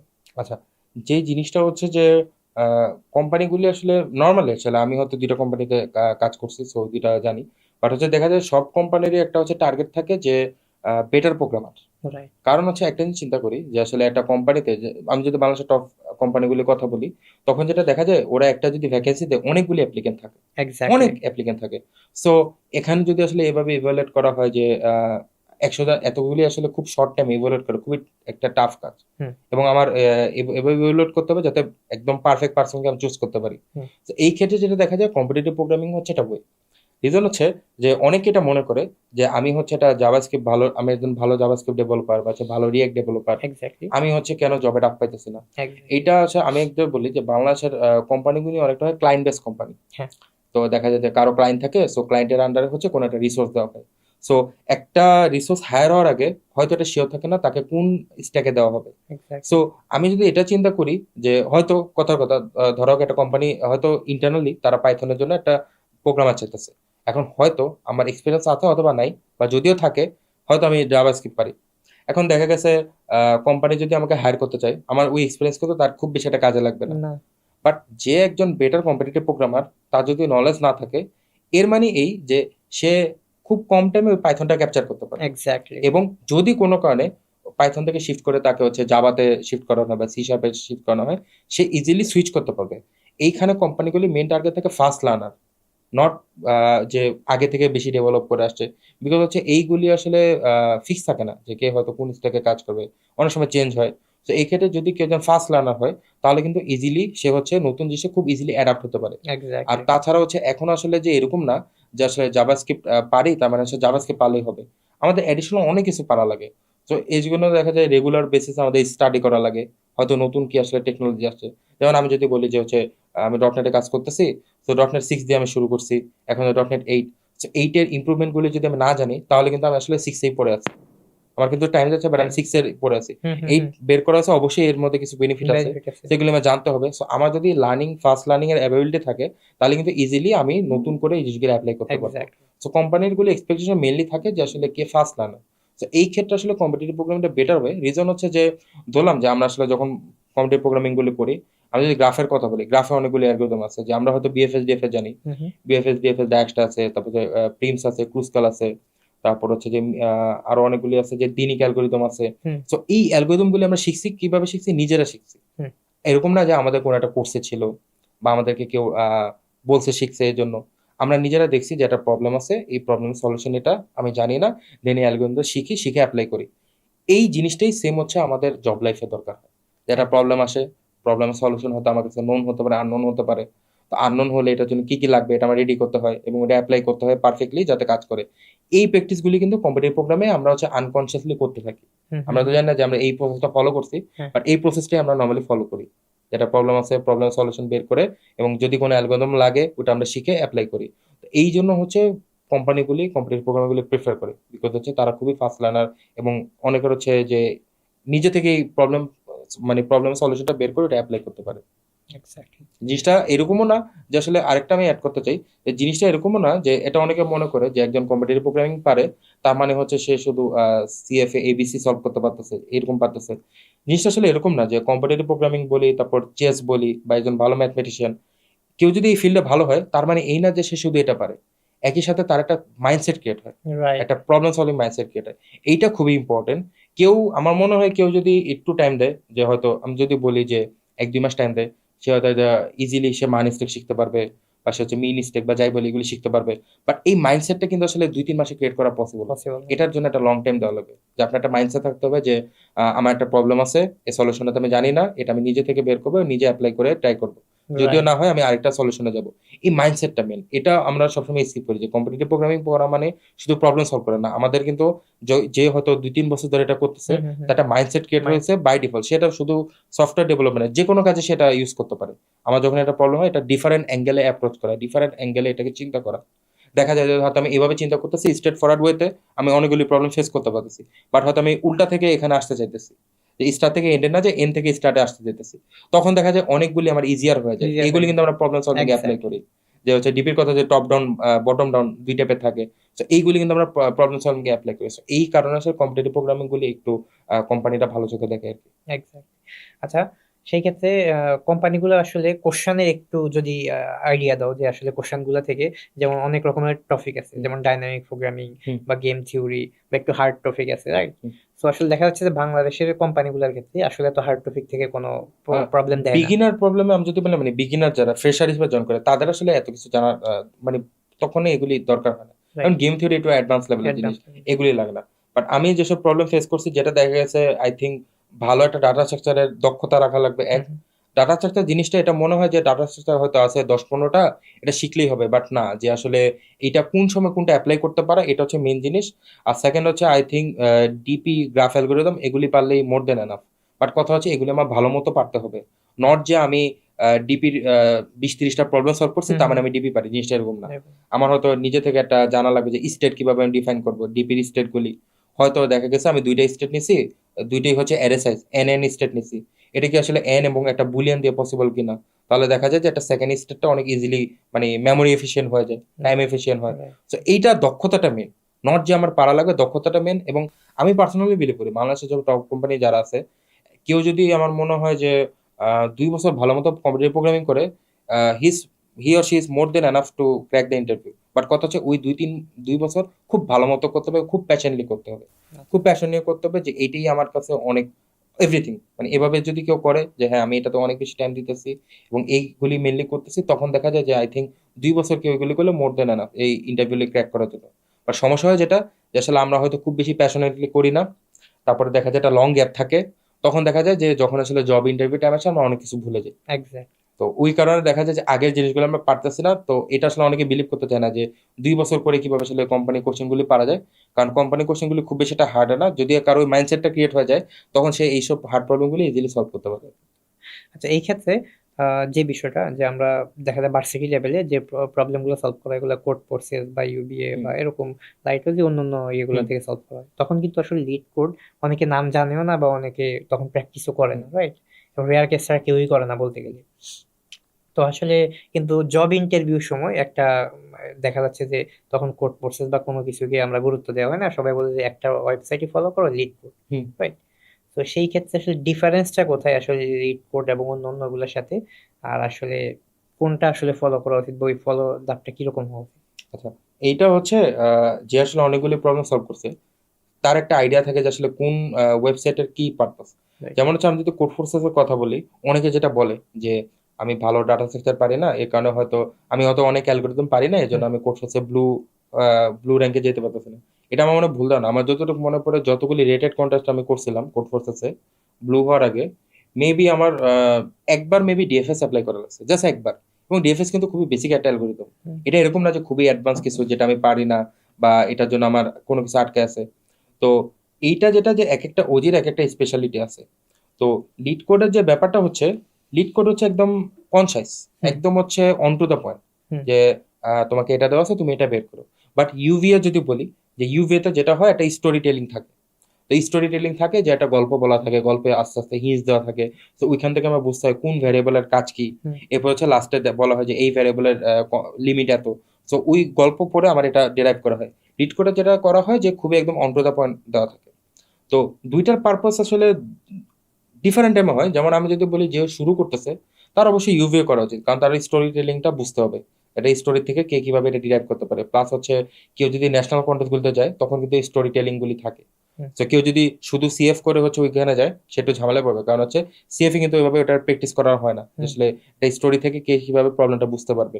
আর লিড কোডটা যখন আমরা করি, লিড কোড ম্যাক্সিমাম করা যারা ফোর্থ ইয়ারে আছে হুম, বা হচ্ছে জবে ঢুকবে এরকম, রাইট। এই জন্য হচ্ছে ওই সময় আসলে আমাদের টাইম কম থাকে। হুম, এবং ওই সময় আসলে এইটা আমাদের জাজ করা ইম্পর্টেন্ট না যে আমি কতটা স্টোরি টেলিং বুঝতে পারি বুঝতেছি। ভালো মতো। তখন আমাদের থাকে কি যে অ্যালগোরিদম এইটা আমাকে সলভ করতে হবে। ইফিসিয়েন্ট যেমন একটা জব ইন্টারভিউ খুব স্বাভাবিক, জব ইন্টারভিউতে যদি কাউকে কোশ্চেন করা হয় তাকে একটা গল্প বলবে, তাকে বলবে যে লেটস সে যে তোমার কাছে একটা গ্রাফ আছে, তুমি হচ্ছে গ্রাফটা এভাবে ভিজিট করো, যাতে হয়তো এই নোটটা 2বারে বেশি ভিজিট না করা হয়, যেটা নর্মাল প্রবলেম। এক্স্যাক্টলি। তো লিড করে ওই প্রবলেমগুলি ম্যাক্সিমাম থাকে, যে একদম অন টু দা পয়েন্ট স্টেটমেন্টই মেইন হচ্ছে আমার। সব বলা থাকে যে এটা দেওয়া আছে এটা করো, এখানে আসলে গল্প কমই থাকে। তো এই ক্ষেত্রে আসলে লিড কোডটা একটু হেল্পফুল, কারণ দেখা যায় যে আমাদের ক্ষেত্রে যে আমরা যখন তো জব করতেছি অলরেডি, হুম, মাঝে মধ্যে মন চায় হ্যাঁ দুই একটা প্রবলেম সলভ করে দেখি, তখন আসলে ওই টাইমটা থাকে না যে আমি একটা ইউবের প্রবলেম বের করে একটা গল্প পড়বো ওইটা করবো। তখন যে লিড করে যায় একটা প্রবলেম যেগুলো আনসলভ আছে, ডিরেক্ট একদম অন টু দা পয়েন্ট বলা আছে ইনস্ট্রাকশন, হুম, প্রবলেমটা সলভ করে আমি হয়তো ওয়েবসাইট থেকে বের করে আসছি। তো এক্স্যাক্টলি। এই ক্ষেত্রে আসলে যারা মনে হয় অ্যাকচুয়ালি ফোর্থ ইয়ারে আছে, এরপরে আসলে জব ইন্টারভিউ হচ্ছে তার নেক্সট স্টেপ, ওই ক্ষেত্রে লিড কোড করাটা বেটার। কারণ হচ্ছে লিড কোড করলে দেখা যায় অনেক ক্ষেত্রে প্রবলেম ডিরেক্ট কমন পড়ে যে তা না, বাট হচ্ছে যেটা দেখা যায় যে সিমিলার প্যাটার্নটা টাইপ অনেক প্যাটার্ন। ইজিলি বোঝা যায়। হুম, হুম, হুম, আসলে অ্যাটলিস্ট এটা ভাই এটা অনেকে এটাও তো অনেকে স্কিপ প্র্যাকটিসের করে। কারণে যে একটা প্রবলেম সলভ করা এটা অবশ্যই একটা ভালো স্কিল, একটা প্রবলেম কোন ক্যাটাগরি এটা বুঝতে পারা একটা খুবই ইম্পর্টেন্ট স্কিল। ইম্পর্টেন্ট বিষয়। যেমন আমি দেখা গেছে যখন আমি প্রথম দিকে ন্যাশনাল কন্টেস্ট গুলো করতাম, তখন দেখা গেছে হয়তো একদম শুরুর দিকে যখন প্রথম 2-3টা কন্টেস্ট শিখেছি, তখন গ্রাফ অ্যালগরিদম আমি স্ট্রিং অ্যালগরিদম খুব বেশি পারি না। ওকে। তো দেখা গেছে একটা প্রবলেম পড়ে আমি বুঝে একদম ক্লিয়ারলি বুঝছি এটা হচ্ছে ব্যাক ট্র্যাকিং প্রবলেম। আচ্ছা। তো আমি ব্যাক ট্র্যাকিং পারি না, তার মানে এইটার পিছনে টাইমটা আমাদের পুরো টাইম ওয়েস্ট হবে। ওকে। আনলেস আমার কাছে অনেক বেশি টাইম পড়ে আছে কন্টেস্ট শেষে, তখন আমি করব। সো আমি যদি ফার্স্টে প্রবলেমের ক্যাটাগরিগুলি না ধরতে পারি, এটা কিন্তু আমার বড় একটা হচ্ছে ফেলার। তো এটা একটা বড় ইম্পর্টেন্ট জিনিস, এবং লিড কোড এগুলি করলে আসলে যে আমরা যত করবো এটা বুঝতে পারবো যে এই প্রবলেমটা কোন ক্যাটাগরি, এটা একটা ইম্পর্টেন্ট, ইজিলি বোঝা যায় যে হ্যাঁ এটা এই টাইপের প্রবলেম।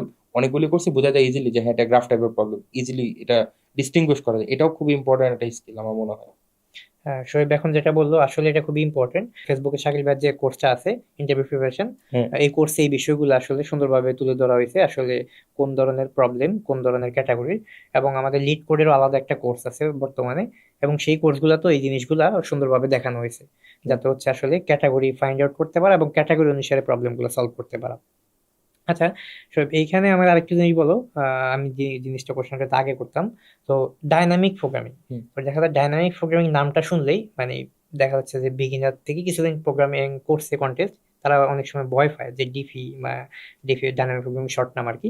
তো ডিফি নাম শুনলে সবাই ভয় পায় যে ডিফি, আসলে ডিফি তো আমি পারি না, তো এটা আসলে করবো না, এটা প্রবলেম আমি দুই একটা দেখছি, আমার মনে অনেক বেশি কমপ্লেক্স লাগতেছে, রাইট?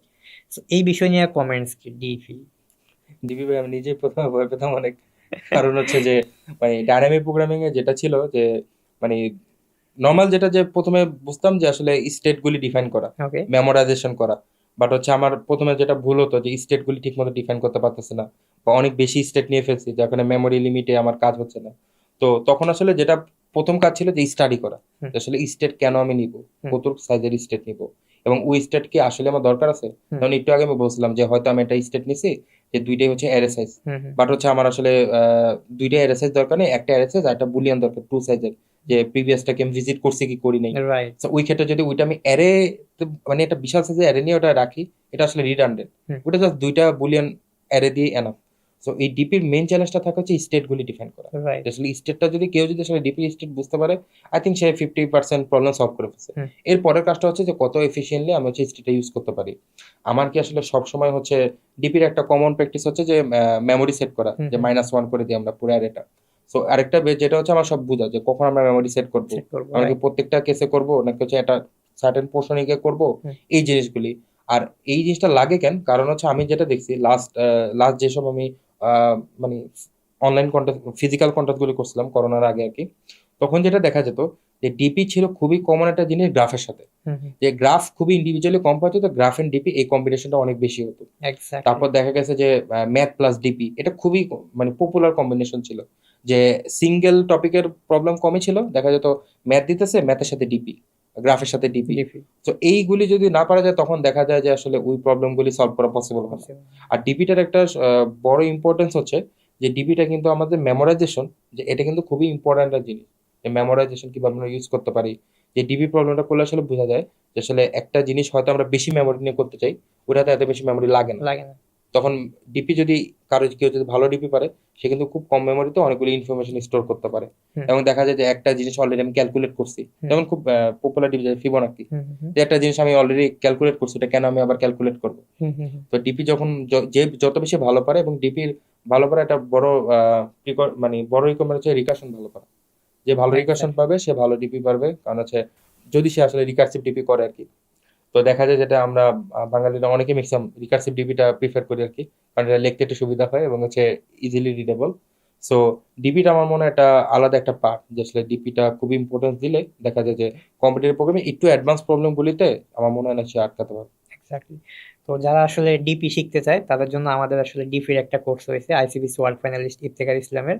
সো সে কোর্সে আসলে ডিপির বিভিন্ন প্রবলেম, একাধিক প্রবলেম সলভ করে দেখানো হয়েছে, থিওরিটিক্যাল প্লাস প্র্যাকটিক্যালি কোডিং করে করে, কোডিং এর লাইনগুলো এক্সপ্লেন করে করে কোর্সে এক্সপ্লেন করা হয়েছে। তো যারা আসলে বিগিনার লেভেলের ডিপি শিখতে চায়, তো তারা আসলে এই কোর্স থেকে ভালো একটা হেল্প পাবে।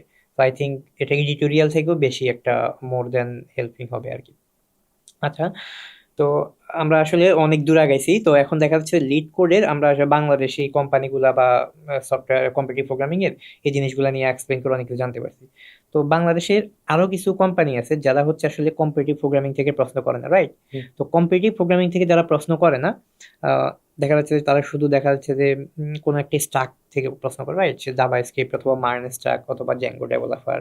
সো সে প্রেক্ষাপটে আসলে তাদের কি আসলে প্রোগ্রামিং না জানলে বা কম্পিউটার প্রোগ্রামিং না জানলে বা ফিউচারে প্রবলেম হওয়ার সম্ভাবনা আছে কিনা, বা বর্তমানের যুগটা তো এআই এর যুগ, অনেক কিছু চেঞ্জ হচ্ছে, দেখা যাচ্ছে মার্ন স্ট্যাক এখন আছে বা কোনো একটা স্ট্যাক আছে, 2 বছর পরে অনেক কিছু চেঞ্জ হয়ে যাবে, রাইট? সো সেই ক্ষেত্রে আসলে ওভারঅল প্রোগ্রামিং কম্পিটিটিভ প্রোগ্রামিংটা শিখলে তাদের জন্য আসলে কতটুকু গুরুত্বপূর্ণ আর কি, এই বিষয়টা যদি একটু বলো, যে অনেকে তো চিন্তা করতেছে যে আমার দরকার নেই। হুম হবে। এই জিনিসটা হচ্ছে যে যেটা বললাম যে আসলে কম্পিটিটিভ প্রোগ্রামিং শুধু একটা প্রবলেম সলভ করে না। রাইট। আচ্ছা, মাইন্ডসেটটা খুব ইম্পর্টেন্ট। যে জিনিসটা হয় যে আসলে আমরা যতটা চিন্তা করি, যেহেতু অনেক কোম্পানির রিকোয়ারমেন্ট থাকে না যে আসলে সিপি পারা লাগবে বা এরকম কিছু, এক্স্যাক্টলি। জিনিসটা এরকম না যে আসলে আমি কোম্পানির রিকোয়ারমেন্ট ওয়াইজ আমাকে ক্রিয়েট করতেছি। আমি যদি আমি ঠিক মতো আমার পাথ ফলো করি, তাহলে দেখা যাবে যে সব ম্যাক্সিমাম কোম্পানির রিকোয়ারমেন্টের সাথে মিলে যাবে। কারণ হচ্ছে কম্পিউটার প্রোগ্রামিং চায় না এরকম কোম্পানি আমার বাংলাদেশে কমই আছে, সবাই আসলে প্রিফার করে। তো অনেকে হয়তো পায় না, হয়তো নিতে হয়তো হয়তো কোয়ালিটি অন্য ক্যান্ডিডেট পাচ্ছে না। পাচ্ছে না আর কি। এটা অনেকের মানে সত্যি কথা যে আসলে অনেকের ভালো কম্পিটিটিভ প্রোগ্রামিং হচ্ছে ক্যান্ডিডেট পাইতেছে। রাইট। তো এইটার রিজন হচ্ছে যে মানে আমাদের এখানে প্র্যাকটিসটা হয়তো মাঝে মধ্যে একটু অনেকে যেটা আমাদের অনেকে ডিস্ট্রাক্ট হয়ে যাচ্ছে। দেখা যায় হয়তো সেকেন্ড ইয়ার থার্ড ইয়ার পর্যন্ত কম্পিটিটিভ প্রোগ্রামিং করছে, বাট এরপরে দেখা গেছে কোনো একটা কারণে সে হয়তো অন্য লাইনে চলে যেতেছে বা অন্য কিছু চিন্তা করতেছে। বা জিনিসটা এরকম না যে আসলে আমি একটা কোম্পানি চুজ করছি, তারা হয়তো কম্পিটিটিভ প্রোগ্রামিং ছাড়া নেয় হয়তো, এই কারণে আমি এটা না করলাম। হোয়াট ইফ যে ওই কোম্পানি হয়তো কোনো কারণে হায়ার করতেছে না, তখন আমি অন্য কোম্পানিতে কিভাবে যাবো? এক্স্যাক্টলি। তো আমার এরকম ওয়ে থাকতে হবে যাতে সবকিছুতেই সব জায়গায় যাতে আমি ক্যাপাবল হই। তখন তো আমার অপশন থাকবে চুজ করা আমি কোনটাতে যাবো। যে আমি যদি কোম্পানি ওয়াইজ নিজের বিল করি তাহলে একটাই ওয়ে থাকবে একটাই হয়ে থাকবে। বাট আমি যদি নিজের ক্যাপাবল করি আমার মাল্টিপল ওয়ে থাকবে, তখন আমি আমার মতো চুজ করতে পারবো। এক্স্যাক্টলি। হয়তো আমার মনে হয় যে এটা আমার বাসার কাছে, এটা আমি গেলাম, বা হয়তো এটা অন্যদিকে যেখানে যেতে ভালো লাগে, সো ওই অপশনটা আমার থাকবে। এক্স্যাক্টলি। ঠিক আছে, ওই পজিশনে যেতে হবে নিজে। এক কথায় হচ্ছে তাহলে কম্পিটিটিভ প্রোগ্রামিং জানা থাকলে দেখা যাচ্ছে যে আমাদের যে বিভিন্ন কোম্পানিগুলো হায়ার করে আমরা আসলে নিজেরাও ফার্স্ট প্রায়োরিটি দিয়ে দিতে পারবো। আর আরেকটা হচ্ছে কোম্পানি যদি রিকোয়ারমেন্টে নাও দেয়, দেখা যাচ্ছে যে কোম্পানি যখন সেই স্কিল বেসিসে নেয়, সেই স্কিলের পাশাপাশি ওই কোম্পানিগুলো আসলে সিবি যখনই বাছাই করে তখন আসলে দেখে কম্পিটিটিভ প্রোগ্রামিং সে জানা আছে কিনা। যদি থাকে, কিছু মতভেদ থাকলেও আমার মতে বেশিরভাগ মানুষই বা বেশিরভাগ কোম্পানি যারা হায়ার করে এই সাইড থেকে এটা পজিটিভ সাইন আসবে যে আসলে কম্পিটিটিভ প্রোগ্রামিং যার সিবিতে থাকে সে আসলে ফার্স্ট প্রায়োরিটির দিকে চলে যাওয়ার সম্ভাবনা বেশি থাকে। আচ্ছা, আমরা তাহলে এখন ইন্টারন্যাশনাল সেক্টরে একটু যাই, যে ইন্টারন্যাশনাল জব সেক্টরে আসলে কম্পিটিটিভ প্রোগ্রামিং এর এই ক্ষেত্রে ভূমিকা কি? আমার জানা মতে তো মনে হয় মোস্ট অফ দ্য কেসে ইন্টারন্যাশনালি কম্পিটিটিভ প্রোগ্রামিং না জানা থাকলে চান্স পাওয়ার রেট খুবই কম। রেয়ার কেসে কিছু কোম্পানি থাকতে পারে, কিন্তু আসলে সেটা লং টার্ম সাস্টেনেবলও না আমার মনে হয়। তোমার কি মনে হয়? ইন্টারন্যাশনাল কোম্পানিগুলি যেটা হচ্ছে নর্মালি লিঙ্কডইন বা যেসব জায়গায় দেখি আর কি, সবার হচ্ছে যে কম্পিটিটিভ প্রোগ্রামিং তো অবশ্যই পারা লাগবে, খুব ভালো মতো পারা লাগে। যেমন হচ্ছে দেখা যায় যে হয়তো একটা কোম্পানি ইন্টারভিউতে ফোন কল থাকে, কেউ যদি ভালো প্রোগ্রামার না হয় সে ফোন কলে বাদ পড়ে যাবে, তখনই বোঝা যায় এটা স্ক্রিনিং থাকে, স্ক্রিনিং হিসেবে বাদ পড়ে। এবং কম্পিটিটিভ প্রোগ্রামিং গুলো এখানে লাগে কেন? কারণ আমরা চিন্তা করি ওই কোম্পানিগুলি কিন্তু আরো বেশি চ্যালেঞ্জ নিয়ে কাজ করে, তারা হচ্ছে মিলিয়ন বিলিয়ন ইউজার নিয়ে কাজ করতেছে। তো ওইখানে একজন যে খুব কম স্কিলফুল মানুষ, তারও কিন্তু অনেক বেশি কিছু পারা লাগবে, কারণ হচ্ছে না হলে এত বড় একটা ইউজার বেস সার্ভ করার মতো এমপ্লয়ি সে না। সো কম্পিটিটিভ প্রোগ্রামিং আসলে ওইখানে সবসময়, কারণ ওখানে মেনশন করা থাকে যে কোডিং রাউন্ড, এবং একটা না অ্যাকচুয়ালি দেখা যায় এক একটা কোম্পানিতে হচ্ছে 2 3 4টা করে কোডিং রাউন্ড থাকে। দেখা যায় ইজি, মিডিয়াম, একটু হার্ড, আর একটু একদম এক্সট্রিম লেভেলে হার্ড, এরকম করে কোডিং রাউন্ড থাকে। কারণ কি, তাদের টার্গেট এটা না যে তাকে হচ্ছে সে কোম্পানিতে এনে বিএফএস অ্যাপ্লাই করাবে, বাট কথা হচ্ছে তার টার্গেট থাকে এটা যে যে এই 4টা রাউন্ড স্টেপ পার করে আসছে, তার মানে হচ্ছে সে এনাফ নলেজেবল পারসন এবং সে একজন ভালো প্রবলেম সলভার। তাকে হচ্ছে আমি একটা ডিফারেন্ট প্রবলেম দিলে, একটা ইউনিক প্রবলেম দিলে, দেয়ার ইজ এ পসিবিলিটি যে সে এটা সলভ করতে পারবে ভালো মতো, বা অ্যাটলিস্ট সে চেষ্টা করবে ভালো মতো। এরকম না যে হচ্ছে একটা প্রবলেম আসলো, এটা ইম্পসিবল বলে আমি শেষ করে দিলাম। যে আসলে এতগুলি প্রবলেম কোডিং সলভ করছে সে কিন্তু এত সহজে গিভ আপ করবে না। এই মাইন্ডসেটটা হচ্ছে আই থিঙ্ক ইন্টারন্যাশনাল মার্কেটগুলি বেশি খুঁজে আর কি। এক্স্যাক্টলি। আমি যদি এটার একটা এক্সাম্পল বলতেছি, যেমন আমরা গুগলে যখন সার্চ করি খুবই ন্যানো সেকেন্ডের মধ্যে সে কিন্তু সার্চ করে চলে আসতেছে, বিগ কোয়েরি যেটা। এখন যদি আমাদের আসলে যারা আসলে অবশ্যই এখানে অনেক বেশি ট্যালেন্টেড নিছে, এটা কম্পিটিটিভ প্রোগ্রামিং এর থেকে অনেক বেশি হায়ার জিনিস, জাস্ট আমি এক্সাম্পল টানার জন্য বললাম। তো দেখা যাচ্ছে যে এখানে সে যদি আসলে কম্পিটিটিভ প্রোগ্রামিং এর যাদের নলেজ থাকে, তো ওইরকম ভাবে তারা চিন্তা করে, তাদের এরকম ছোট ছোট প্রবলেম আছে, তো প্রত্যেকটা ফিল্ডের এই প্রবলেম গুলো যখন সলভ হবে, এটার জন্য আসলে যদি কম্পিটিটিভ প্রোগ্রামার হয়, সে আসলে ওই প্রবলেমটা থিঙ্ক করে কিভাবে, দ্যাটস ইম্পর্টেন্ট। সে থিঙ্ক করলে ওইটা সলিউশনটা অত ইফিসিয়েন্ট হবে, রাইট? এটা যেমন হচ্ছে, যেমন যেমন ধরেন যখন কম্পিউটার প্রোগ্রামিং করি, একটা প্রবলেম সলভ দেওয়ার আগে হচ্ছে আমরা মাল্টিপল কর্নার কেস চিন্তা করি, হ্যাঁ। যে ইনপুট কি জিরো হতে পারে, ইনপুট কি নেগেটিভ হতে পারে, হুম। বা পজিটিভ হলেও কত বড় হতে পারে, এক্স্যাক্টলি। এইগুলি আমাদের সবচেয়ে চিন্তা থাকে। তো এইগুলি হচ্ছে যেমন সফটওয়্যার ডেভেলপমেন্টে যদি বলি, যেটা ভালো প্র্যাকটিস হচ্ছে একটা ইউনিট টেস্ট লেখা। হুম। তো ইউনিট টেস্ট যখন লিখি তখন হচ্ছে আমাদের ম্যাক্সিমাম কাজ থাকে কত বেশি কর্নার কেস আমরা কভার করতে পারি। হুম, হুম, হুম, হুম। তো যে যত বেশি এইসব কাজ কম্পিউটার প্রোগ্রামে আগে করে আসছে, আমার মনে হয় ইউনিট টেস্ট লিখতে তার অনেক বেশি ইজিয়ার হয়, কারণ এক্স্যাক্টলি। সে জানে ওইরকম কর্নার কেসগুলি সে হ্যান্ডেল করে আসছে এই জিনিসগুলি। তো ইউনিট টেস্টে দেখা যায় যে যত বেশি কর্নার কেস হ্যান্ডেল করে তার কোডটা তত বেশি অ্যাকুরেট হয়। অ্যাকুরেট। কারণ হচ্ছে যদি সে কর্নার কেসগুলি হ্যান্ডেল না করে, একটা হচ্ছে ক্রিটিক্যাল কেসে তার ইউনিট টেস্টে এই কোডটা আটকাবে না, তখন এক্স্যাক্টলি। দেখা যাবে একটা ভুল কোড সে হয়তো প্রোডাকশনে দিয়ে দিছে, তখন হয়তো একটা টাইমে গিয়ে বিশাল একটা ডিজাস্টার হতে পারে। তো এই কর্নার কেসগুলি যদি আমাদের হ্যান্ডেল করার ক্ষমতা থাকে, তখন দেখা যায় ইউনিট টেস্ট বেটার হয় এবং ওভারঅল আমাদের সফটওয়্যারটা সিকিউর হয়। তো এই জিনিসগুলি কর্নার কেসে মেন্টাল, এগুলি আসলে আমার মনে হয় কম্পিউটার প্রোগ্রাম অনেক বেশি হেল্প করে। এক্স্যাক্টলি। আচ্ছা, আরেকটা বিষয়, দেখা যাচ্ছে যে ইন্টারভিউ রাউন্ডে কম্পিটিটিভ প্রোগ্রামিং এর বাইরেও তো আমাদের বিহেভিয়ারাল একটা বিষয় হ্যাঁ। থাকে। তো এই বিষয়গুলো দেখা যাচ্ছে যে আমাদের কোর্সও, দুইটা কোর্সে বলা হয়েছে, বিশেষ করে শাকিল ভাইয়ের কোর্সে বলা হয়েছে। তো কিভাবে সার্চ করা থেকে, যে আসলে কিভাবে জব সার্চ করবে, কোথায় জবগুলা পাবে বেটার। তো আমার কোশ্চেন হচ্ছে এখানে যে কম্পিটিটিভ প্রোগ্রামিং এর বাইরেও আসলে যে টেকনিক্যাল, সেখানে দেখা যায় অপারেটিং সিস্টেমও লাগে অনেক, বেশিরভাগ কোম্পানিতে ইন্টারভিউ রাউন্ড বা বিভিন্ন রাউন্ডে, রাইট? সরাসরি ভাইবা রাউন্ডে। তো এই সম্পর্কে অপারেটিং সিস্টেম বা অপারেটিং সিস্টেমে কি ধরনের বিষয়গুলা নিয়ে তোমার যদি একটু কমেন্ট। আচ্ছা ভাই, এটা যদি এভাবে বলি যে আসলে সিপির বাইরে কি কি লাগে, হ্যাঁ।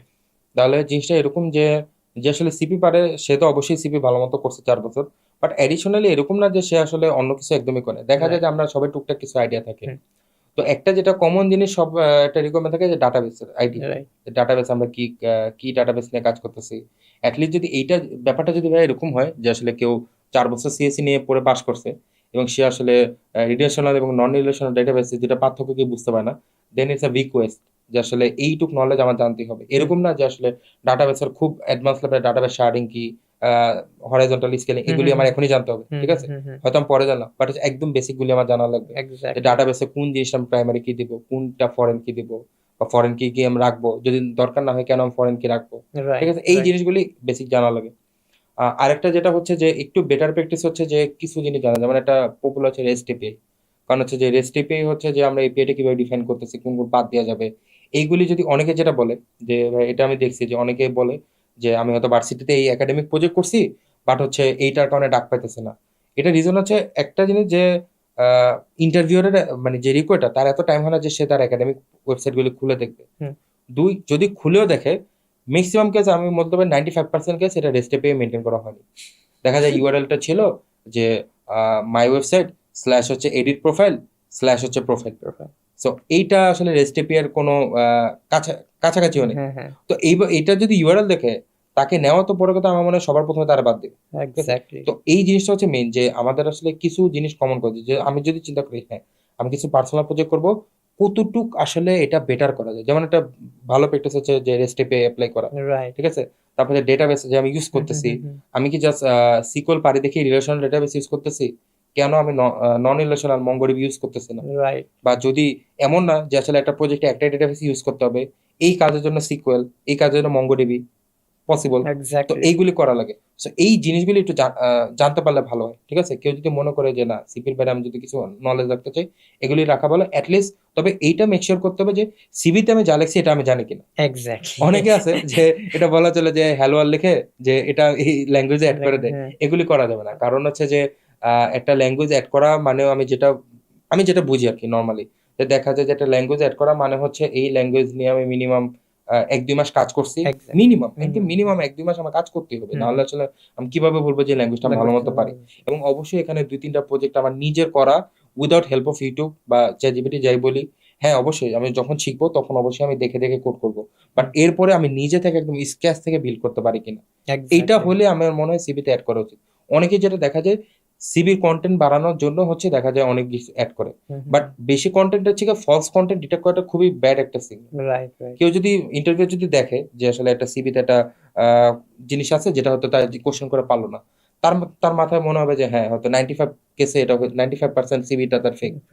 রাইট তো এই কাজগুলি করে এরকম না যে কোয়ান্টিটি ম্যাটার করে, কোয়ালিটি ম্যাটার করে, এবং অনেস্ট থাকা যে আসলে যদি আমি এটা ইন্টেনশন থাকে যে আমি জব ইন্টারভিউতে যাবো, তার মানে অবশ্যই আমার অনেস্ট থাকতে হবে, Honest কারণ আমাকে থাকতে তো হবে। অবশ্যই ফেস টু ফেস কল করা হবে। এক্স্যাক্টলি সো অনেস্ট যদি না থাকে এবং ওইখানে গিয়ে যদি আমার ডিসঅনেস্টি ধরা পড়ে, তাহলে এটা খুব বড় একটা প্রবলেম।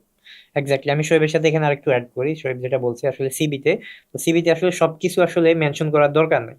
আমরা অনেক কিছুই একদিন দুই দিন বা অনেক ট্রায়াল দিই, রাইট? তো ওই জিনিসটা আসলে কখনো মেনশন করা উচিত না।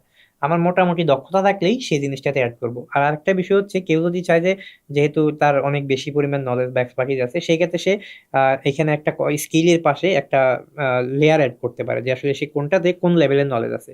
সেক্ষেত্রে ইন্টারভিউ যখন প্রশ্ন করবে সে আসলে বুঝেই নিবে সে আসলে যেহেতু এটা বিগিনার লেভেলের। আমি যদি 5টা ধাপও চিন্তা করি, যে 5টা ধাপ এখানে গড় গড় করে দিলাম 1 2 3 4 5। সো যদি তার তখন স্কিলের লেভেল 1 হয়, তখন সে বুঝবে আসলে সে 1 লেভেলের জানে। ইন্টারভিউ যদি 2 লেভেলের প্রশ্ন করে, সে ইন্টারভিউ নিজেই বুঝবে সে আসলে পারা উচিত না। তখন ইন্টারভিউ সেটা পজিটিভলি নিবে, তখন সে ওইটা অ্যাড করতে পারতেছে, রাইট? তো যদি ওইটা অ্যাড না করে, তাহলে আবার ওইসব মানে সে যখন নিজে সিভিটা বানাবে, সে ওইটা নিজে আইডেন্টিফাই করে বানানো উচিত যে আসলে সে কি কতটুক পারে, কোনটা অ্যাড করা উচিত, আবার সেটা যদি অ্যাড করে সেটা কিভাবে অ্যাড করা উচিত সেটা নিজের উপর ভেরি করবে। আর আমি আরেকটা জিনিস এখানে অ্যাড করি, সে যেটা বলছে ডেটাবেস নিয়ে। তো ডেটাবেসের এই যে পুরো জিনিসটা, বিষয়গুলা আসলে কোন ডেটাবেস প্র্যাকটিস করা উচিত বা কখন, আর ডেটাবেসের জিনিসগুলা কোয়েরিগুলা কিভাবে স্মার্টলি করা উচিত, কখন কোন ধরনের কোয়েরি করা উচিত, পুরো জিনিসটা আসলে আমাদের ডেটাবেস কোর্সে সুন্দরভাবে গোছানো করা আছে। এবং কেউ যদি জানতে চায়, এখানে কোর্স থেকে ওটা বিষয়টা দেখতে পারবে। এর বাইরেও যে এপিআই, রেস্ট এপিআই নিয়েও বলছে। রেস্ট এপিআই বা আরো যে জ্যাঙ্গো, আমাদের জ্যাঙ্গো কোর্স আছে ফুল স্ট্যাক ডেভেলপমেন্টে, সেটা। তো সেইখানে আসলে জ্যাঙ্গোর সবকিছু এখানে সুন্দরভাবে গোছায় দেওয়া হয়েছে। কেউ যদি এই জিনিসগুলা ফুললি এক্সপ্লেন করে নিজেকে এক্সপ্লোর করতে চায় আরো, তো খুবই সহজে সে সেলফ পেস্ট কোর্সও আরো সুবিধা হয়েছে। এবং এখানে ফুললি প্রজেক্ট করে দেখানো হয়েছে, এবং পেমেন্ট গেটওয়ে থেকে অনেক কিছু ইন্টিগ্রেশন করে দেখানো হয়েছে, যার ফলে যে কেউ আসলে বিগিনার লেভেলের, তার জন্য এটা খুবই হেল্পফুল হবে আর কি, যে জ্যাঙ্গো লার্নিং করতে চায়। আর আরেকটা বিষয় যেটা আমি অপারেটিং সিস্টেম নিয়ে যেটা বলছিলাম, অপারেটিং সিস্টেম কিছু কিছু কোশ্চেন সম্ভবত বিভিন্ন জব বা এরকম ইন্টারভিউতে আসে। তো ওই রকম যে জিনিসগুলো আসলে জানা দরকার, অপারেটিং সিস্টেম না জানলেই নয় ইন্টারভিউতে, সেই জিনিসগুলোর জন্য আমাদের আলাদা একটা কোর্স আছে। কারণ অপারেটিং সিস্টেম আসলে খুব পাবলিকলি অ্যাভেলেবেল, খুব রিসোর্স অ্যাভেলেবেল পাওয়া যায় না। তো এটা একটু রেয়ার কেস। তো দেখা যাচ্ছে যে কিছু নলেজ যদি জানা থাকে, দেখা যাচ্ছে যে 5 ঘন্টা 6 ঘন্টার একটা ভিডিও, একটা কোর্স, তো সেইখান থেকে সে কিন্তু ভালো পরিমাণে একটা এক্সপ্লোর করতে পারতেছে। আচ্ছা, আমি জাস্ট এবার একটু শোয়েবের যে নিজের কোর্স আছে একটা সিস্টেম ডিজাইন, ওইখানে চলে যাচ্ছি। তো শোয়েব, সিস্টেম ডিজাইন কোর্সটা আসলে তুমি কিভাবে ডিজাইনটা করছো, আর আসলে এটা আসলে কখন থেকে একজন ইউজারে প্র্যাকটিস করা উচিত, এই জিনিসটা একটু বলো। সিস্টেম ডিজাইন যেটা লাগে সেটা হচ্ছে যে আমি শুরু থেকে যেটা মনে করতাম যে আসলে হয়তো অনেকে এখনো মনে করে যে সফটওয়্যার ডেভেলপমেন্ট মানে হচ্ছে সারাদিন আমরা কোড লিখি। হ্যাঁ। এটা টোটালি একটা ভুল ধারণা। হুম।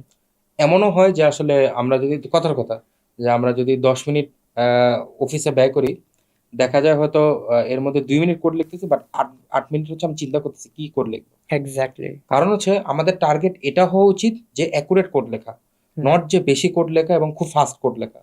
আমাদের টার্গেট হবে অ্যাকুরেট কোড লেখা, এবং অ্যাকুরেট কোড আসলে খুব ফাস্ট এবং খুব বেশি লেখাটা টাফ জিনিস।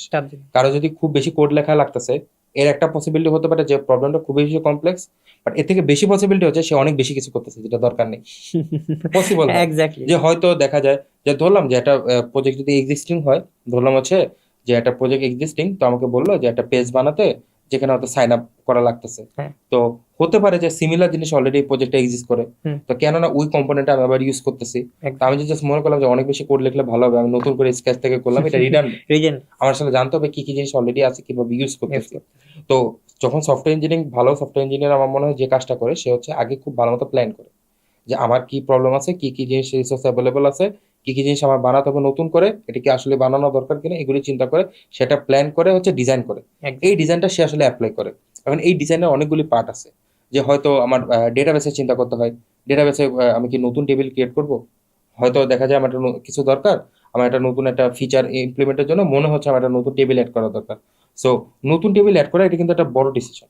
কারণ হচ্ছে যে একটা টেবিল মন চাইলে আমি অ্যাড করে দিলাম তা না, হয়তো কলাম অল্টার করা যায়, হয়তো একটা টেবিলে একটা কলাম বাড়ানো যায়, বাট মন চাইলে আমি একটা টেবিল অ্যাড করে দিলাম তা না জিনিসটা, বাট যদি লাগে অবশ্যই করতে হবে। তারপর হচ্ছে যেটা দেখা যায় যে এই জিনিসটা আমি কোন ডেটাবেসে রাখবো, কি সিকিউর ডেটাবেসে রাখবো নাকি নন রিলেশনাল মঙ্গোডিবিতে রাখবো। তারপর হচ্ছে যে আমার এপিআই পার্টটা কিরকম হবে, ঠিক আছে, যে আমি আসলে এটা কি নতুন একটা পাথে দিব নাকি এক্সিস্টিং একটা পাথের জাস্ট আরেকটা নতুন স্ল্যাশ অ্যাড করে একটা প্রপার্টি দিলে আমার কাজটা হইতেছে। রাইট। তারপর হচ্ছে যে এইখানে যে কোয়ারিগুলি যাবে এটা আমি কিসের মাধ্যমে বলবো, কোয়ারি প্যারামিটার হিসাবে নাকি রিকোয়েস্ট বডিতে কি যাবে, এক্স্যাক্টলি। কিছু জিনিস রিকোয়েস্ট বডিতে যাবে, কিছু জিনিস কোয়ারি প্যারামিটারে যাবে। এই জিনিসগুলি ডিফাইন করা শিখতে হবে। কারণ হচ্ছে দেখা যায় যেটা যে প্রথম দিকে যেমন দেখা যায় যখন প্রথম দিকে খুব বিগিনার সফটওয়্যার ইঞ্জিনিয়ার ছিলাম, দেখা যায় যে একটা কোড লিখছি, হয়তো দেখা যায় এই কোডটা হয়তো আমি 10 লাইন লিখছি, এটাকে হয়তো মিনিমাইজ করে 3 লাইনে আনা যেতেছে। কারণ হচ্ছে কি আমি অনেক কিছু রিডান্ডেন্ট করছি যেটা করার দরকার নেই। তো এই জিনিসগুলি যত বেশি শিখবো তত বেশি দেখা যাবে কোডটা বেশি অ্যাকুরেট হবে। এবং একটা যেটা জিনিস হয় যে নর্মালি যেটা জানি যেটা বেস্ট প্র্যাকটিস হচ্ছে একটা কোডের ডকুমেন্টেশন লেখা। বাট যেটা দেখা যায় যে ভালো কোডার তার code itself is a documentation. Documentation exactly. এইটাও যেমন দেখা যায় যে অনেক প্রজেক্টে, যেমন আমি যে প্রজেক্ট কাজে দেখা গেছে যে অনেকটা কোড পড়েই আমি নিজে বুঝে ফেলি কি কাজ করছে, বাট হয়তো এই কোডটা আমি কখনো দেখিনি আগে। কারণ কি এই কোডটা এত সুন্দরভাবে লেখা হয়েছে যে আমি খুব সুন্দরভাবে দেখে উইদাউট ডকুমেন্টেশন বুঝে ফেলতেছি এক্স্যাক্টলি। এই কোডের পারপাসটা কি, এই মেথডের পারপাসটা কি। নট যে আমি ফুল পার্টটা হয়তো জানি, বাট এই মেথডের পারপাসটা কি আমি জানি, কি ইনপুট হচ্ছে কি আউটপুট হচ্ছে, এবং ইন দ্য স্টেপ কি কি আমি খুব ইজিলি বুঝতে পারি। তখন আমি বুঝতে পারি হ্যাঁ এই স্টেপের আগে আমার হয়তো একটা জিনিস অ্যাড করা লাগবে। কারণ এইগুলি না বুঝলে তখন দেখা যায় আমার যে তখন যদি আমি এটা ভালো মতো না বুঝি দেখা যাবে হয়তো আমি এইটার জন্য একটা আলাদা মেথড ক্রিয়েট করছি, ওই আগের জিনিসগুলো আবার কপি করছি এবং আমার লাইনটা অ্যাড করে দিচ্ছি। বারবার। হ্যাঁ, হ্যাঁ, বাট দেখা যায় ওইখানে কিন্তু এটা পসিবল ছিল, পসিবল ছিল। হয়তো একটা সেকেন্ড প্যারামিটার দেওয়া লাগতো। তো এই জিনিসগুলো যত মিনিমাইজ করে একটা জিনিস যত বেশি আমরা ইউজ করতে পারবো, তার মানে হচ্ছে ওই কম্পোনেন্টটা তত বেশি অ্যাকুরেটলি লেখা হচ্ছে।